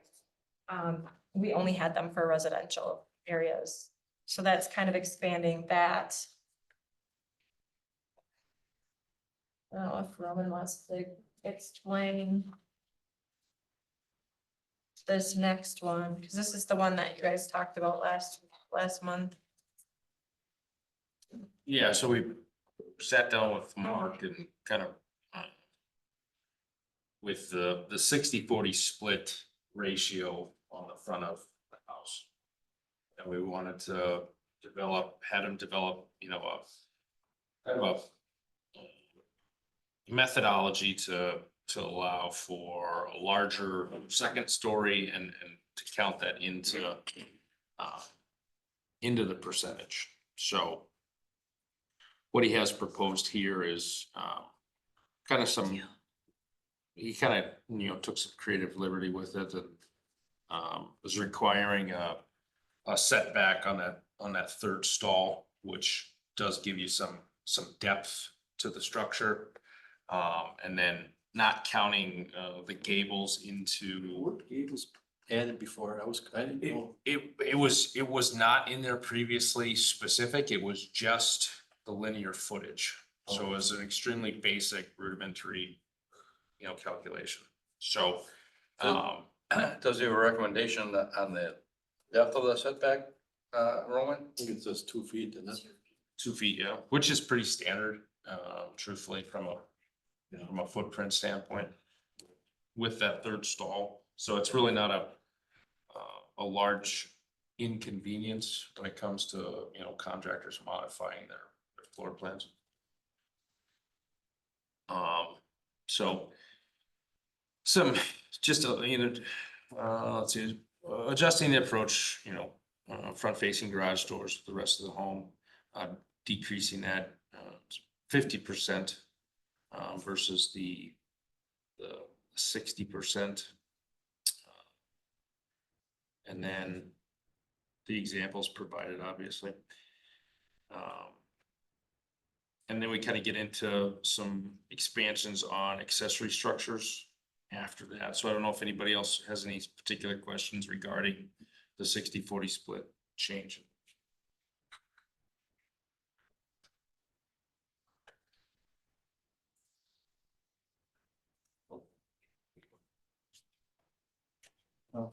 Okay.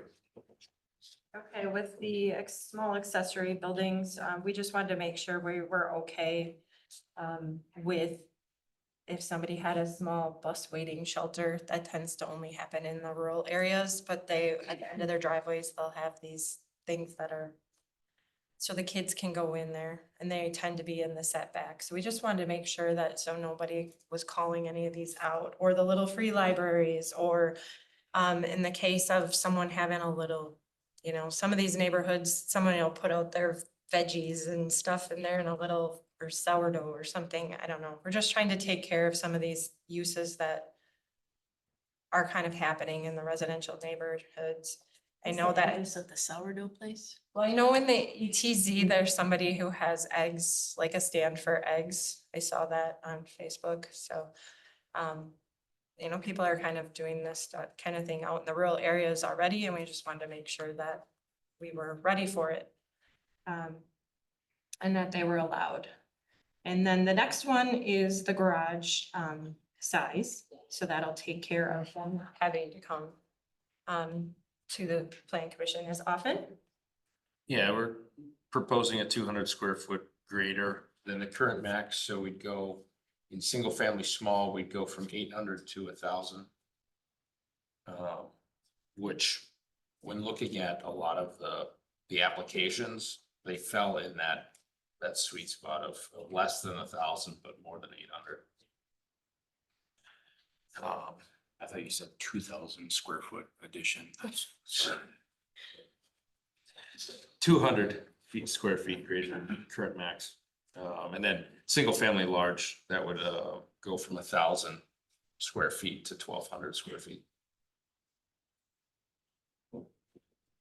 And so then the next two were just more clarification for somebody looking at the code or in some of those unique situations just for staff when there's multiple street frontages. I mean, we have a few lots that, well, we actually have one lot that is completely, in the business park, is completely surrounded by street frontage. So that causes some issues with their expansion plans. And then also we've got some neighborhoods where, you know, they have at least two or they've got three, and it's like trying to figure out or depicting for someone when they're looking at that, which setback applies where or how to do it, or so that they don't have a 30-foot setback all the way around, because that just does not make sense. I know you mentioned the fence in the next one, Jen. Is fencing gone up at all as far as height? Like, instead of just, is it really maximum 4 feet?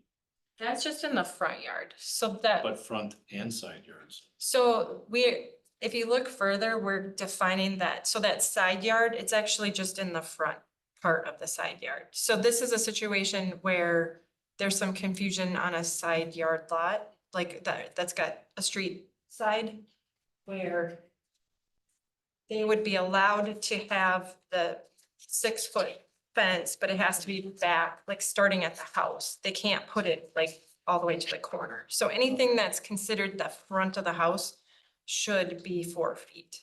And that's just tends to be a safety. Somebody called on that. I was told to call you guys. Yeah.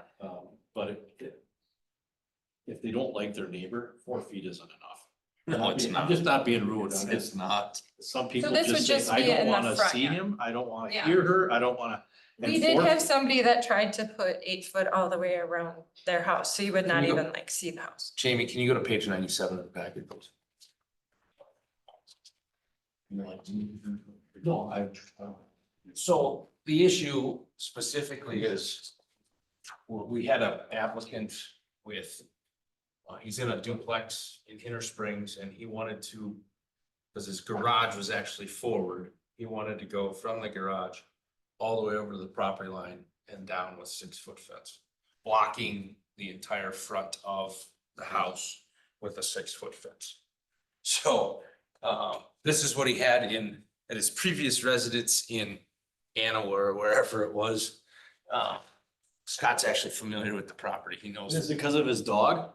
Sometimes that's why they do that, so the dog can. I can definitely understand. I haven't sat in his, in front of the house to see specifically why he needed it. But that was kind of how this particular amendment came about, was just clarifying what, where that space can be at. So right now you're saying if the garage was out a couple more feet, it's gotta just be to the front of the house itself. Yeah, so the front yard, as you can see, is anything in that purple box is in front of the house, in the front yard. And then the side yard and street side yard are, so it's just it was a clarifying, because, there's, we have some diagrams that are very similar to this in the code. And so this one is really assisting, just interpreting that in a visual standard. Sure.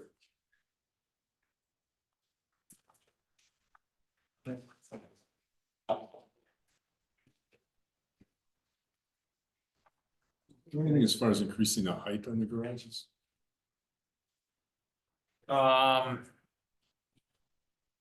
We did not specifically, I don't believe so. You mean height? What do you Well, I know mean, like I the know where doors? Roy's going, because when you increase the footprint, you essentially have to increase the vertical height of the truss. Right. How do you can't, you go wide, you gotta go high. Exactly. Yeah, Or especially you if end they're up with a meeting flat roof. If they're meeting a certain, matching house pitch. Whatever. And that's typically the performance standard triggers with the conditional use permit, That you're matching the house. the house pitch. And We so have several different house pitches. the more predominant one. I'm not saying I know the answer, but I. No, can see that's a the- really I can good- See the problem. That is, That would be on for the handout.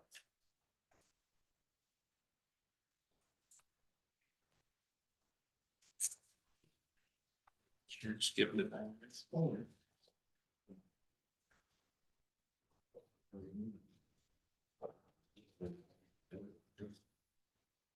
It just says has a similar roof slope and overhang width as the principal building.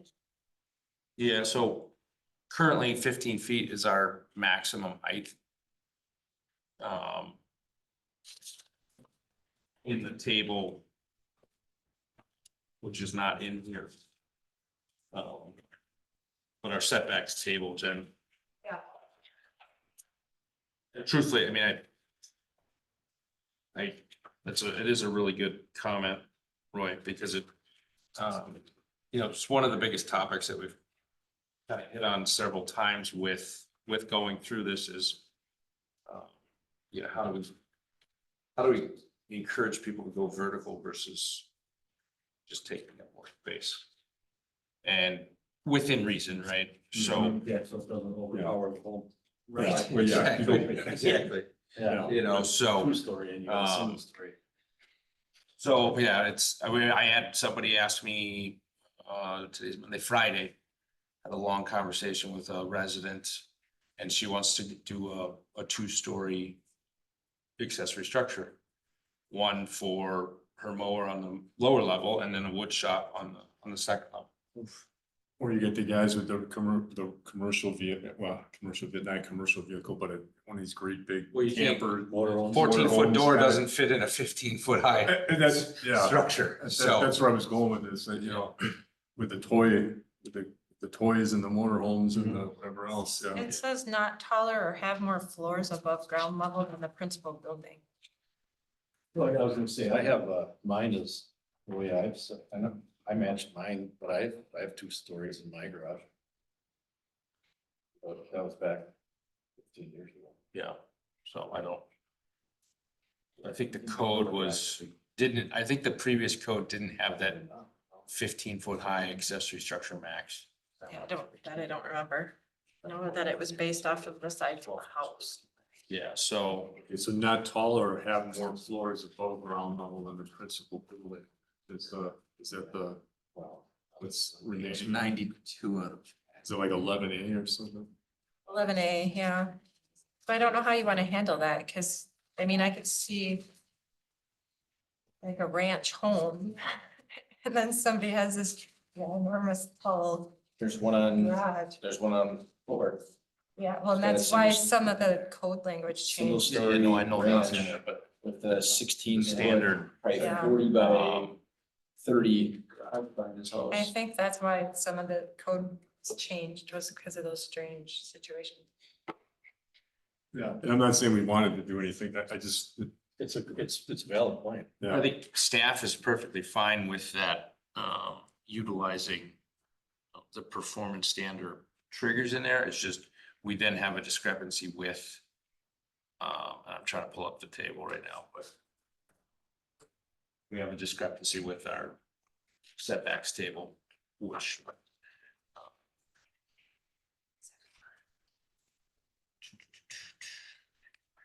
in all of the smaller zoning districts, residential zoning districts, it's a 15-foot max.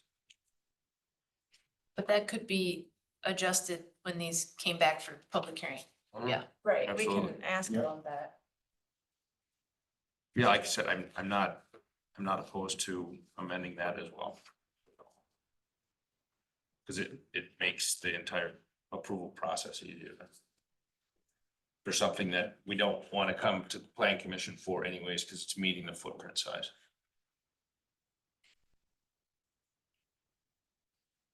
All good there? Yeah, so we need to make a motion or? Could I ask one more question on the setback? So in this example, if you decided that your garage, you were gonna go in this way, then this becomes your front yard. Depends on where it's addressed. Okay. Current addressing standards, yes, it would be like my house, for example, on the corner, my garage comes in off of Morning View, Yep, but you're not the addressed. traditional front of the house is addressed off of Twin Pines. Okay, so by this, Twin Pines is your front setback. That's how it was previously. Our current standard would be, I would be addressed off of Morning View. Yeah, it's where the driveway is. That's how we address. Said they could have changed that driveway and put that out to your other road, please. So then There would be with no- this change, your front yard is which side? Your front yard is driveway or your front yard is the front of the house? It's changed because he wants to add on. Well, New walls. the front setback, I do not believe is tied to, I don't know, Jen, you can probably answer that question better than I can, but when I would be looking at it, the front of the house is still, you think it's the driveway I mean, and that's what the picture depicts. depicts, yeah, that's why I was like, if you decided, no, I'm gonna construct the house and take the driveway in this way, then that would become your front yard. Okay, Other people would say I have two front yards. You do, you have a front, Yes. you have a front and a side. Yeah. Your front and side situation.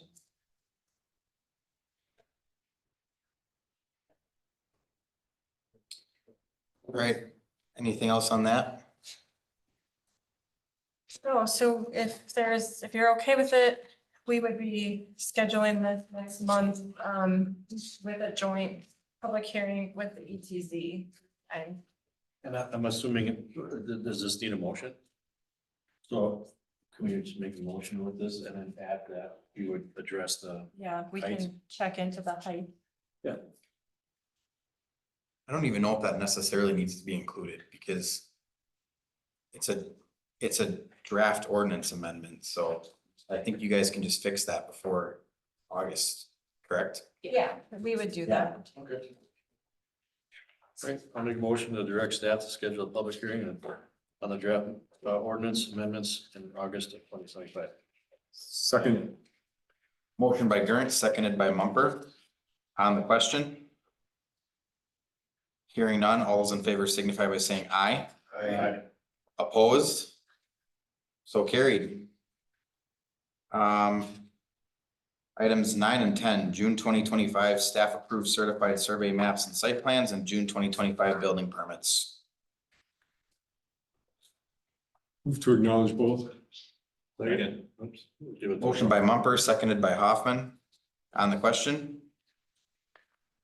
Hearing none, all those in favor signify by saying aye. Aye. Opposed? So carried. Number 11, Planning and Development Department Project Update Report. Okay, I have a report in there and then also based off the last meeting when Chairman Cronin mentioned the boom in building permits. Roman and Jamie did a interview today with Channel 7, so I guess that is out there because Mark sent the message. So you can take a look at I had that. an interview with you because of something I said. yes, Oh, okay, named It's you okay. in that in the email. Yes, you were named. that's good. I Um, didn't lie, did I? No, I mean, we've been saying that there's been, he's basically, him and Travis are dealing with the most permits that we've seen for new homes in a while, and that's not looking like it's gonna stop. Next month, I just wanna bring up that you most likely will see the Old Costa subdivision, the preliminary plat for that, or they may do concept. There'll have to be a rezone with some of it, so we do have a concept plan right now that utilizes the two entrances. Yeah. Um, That has been delineated, right? yeah, it was done before. They'll provide all that. We haven't seen it yet. We've just seen so far So that uses not Joe's it property. does not use Joe's. Actually, I think I just saw that property went for sale. Joe's is up for sale and we've received many phone calls and emails over the weekend, about that and what's happening behind there. So What property? Joe Joe Mazanuski Mazanuski, the on Mary Lane. Dominica extension, That we talked about for 4 years. yeah. It is for sale? Yeah. Across, right next to Mount Bay Auto, that piece, or No. the piece No, up in the that Daniel little bought? cause. No, the house, his Mary Lane home Oh. is for sale. Where we had the right of way issues. His driveway is basically right of way right now. It got shortened, so it's not as much. But we weren't sure if we needed that for the subdivision, so it's looking like we're not going to need it. How many homes roughly? What did I? 80 something. 80 some, yeah. Okay. It's 80 some. There's the multifamily along the highway. Those are all, I think, twin homes and duplexes, right? Along the highway, Along yeah. the highway, they're not doing any floors down there. That's, 87 lots. It's 87, but he's the nephews. yes, so this would be Timber Ridge Builders Mhm. coming forward with that one. Chris Reedy is also working on his old, would have been Carisbrooks subdivision off of Anastasia Drive. It's been kind of cobbled together, but he does have quite a bit of land back there, and so now they are going to be proposing 1 acre lots in there, so that'll require a Off of Shorey? rezone. Yeah. Yep, it's off of Yeah. Shorey. What's going on with that road, Michael? Besides, it should beat out of it. Excuse me, Mom. And somebody was, imagine that wasn't probably thought about how much traffic was gonna go down that road. It was, the timing wasn't great though. Yeah. So we actually had a grant last year, well, a partial grant from the DOT to repave Shorey. And I was trying to time it right, so we didn't have Shorey and Weston Avenue both shut down Yeah. due to construction. And so as soon as we can get Weston Avenue through the Huron intersection, then Shorey will get repaved. Do you record it or anything like that? Like corded, I mean, it's probably not just a repave though. Between X and like Anastasia, there actually is some sand there. That's not so bad. Yeah, the rest of it is, that's gonna be a Band-Aid for about 5 years and then we'll have to. Also that'll just go up to that point. So we'll get 2 in Anastasia and then we'll do some further patch paving east of there, but yeah. That's where I was saying that probably needs some stabilization, right? Yeah. Okay. I have a question on your report. Have we posted the assistant zoning administrator position? No, not yet. I haven't had time. It kind of came unexpectedly. Jamie and I have talked. I actually Do think, you have to post it or can someone else post it? Cause it seems like you need help. well, that is why I'm going to be asking. I'm not, to- Yeah, without putting it bluntly. no, I'm Are you- gonna be going back to I'm gonna post it as a zoning, the assistant planner and, position again. Either, I'm gonna post it as both the assistant and associate planner and see what I get from that. Because what we found out, especially now that we can utilize, the PD for code enforcement, that position and I can kind of coordinate with the PD and these guys to go and actually look at things and we can do kind of the paperwork aspect of it. But what we found is we were missing that person to help them with plan review. We didn't get that with Yeah. Dustin being here.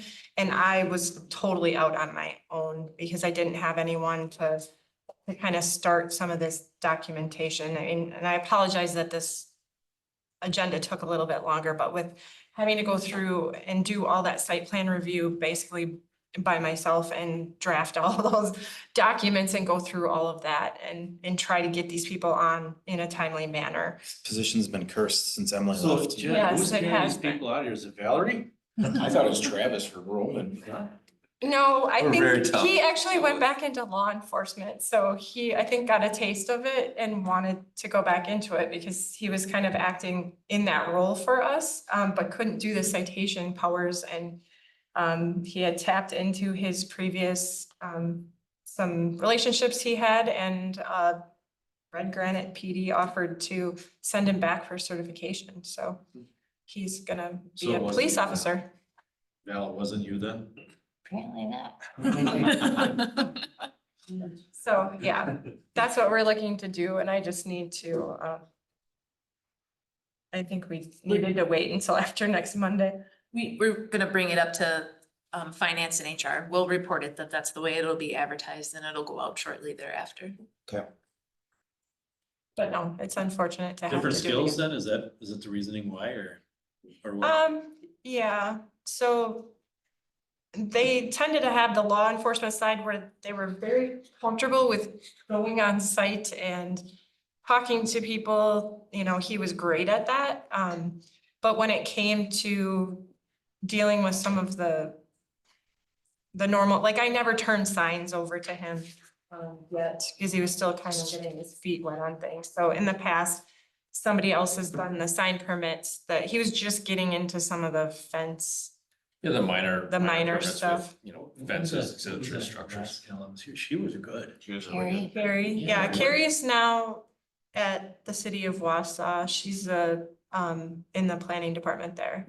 Oh. So She was good. she enjoyed, so Roman and I have talked about this, when people come from different places, especially different communities, the way, yeah, different municipalities, the way we have to wear so many hats, I think it Too much for them? is too much for them, and they can't believe, you know, and granted, they're coming into our busy time, so we just kind of go through it and deal with it, but Overwhelming. they're not used to that kind of thing because they come from some of these communities where there may be multiple of us there. Mhm. And we don't have that luxury here, and we just operate, and that's, because it has to get done. Yeah. And so, We use that in public works too. yeah, and Michael has the same thing. We're just a different Three openings. community, yeah. They just don't, we just wear too many hats, or we expect people to just kind of like learn new skill sets, you know, it's just whatever needs to be done. Because one item isn't typically full-time. Yeah. No, well, we don't ever know what's coming in either. No, so you have to wear lots of hats. So Yeah, we but do in it some our company as communities, well. they don't. So in some communities like the city of Wausau, you have where Carrie went, where the planner is a planner and they're dealing with like long-range plans. So they're doing future planning, which I would really like to get into, but we don't get a chance to do that. We have to use consultants. So we use Mark to help us on that kind of stuff. They have a separate zoning department where their zoning administrator is their building inspector and that kind of thing. And then they also have a whole separate economic development arm. So we all kind of tag team in these areas. I don't think that's a bad thing. It's more fun. Yeah. We've learned a lot. Diversity. Except the monot. Is that why you're getting so thin up there? Harsh. Give my kids all every day. All right, announcements and commissioner remarks. Trav, anything? Gary? No, I'm good, thank you. Joe? Good. Good. Husheng? Good. I just want to thank everybody for keeping me on track with remembering names and addresses tonight. We had a few pretty long-winded contentious items on here, so thank you for all following along and helping out. Next regular meeting date, Monday, August 11th, 2025 at 6 p.m. Future agenda items or staff referrals. Anybody have anything they'd like to see? No? All right, hearing none, I'll entertain a motion to adjourn. Motion by Mumper, seconded by Gurnt. On the question, hearing none, all those in favor signify by saying aye. Aye. Opposed, so carried, adjourned at 8:44 p.m.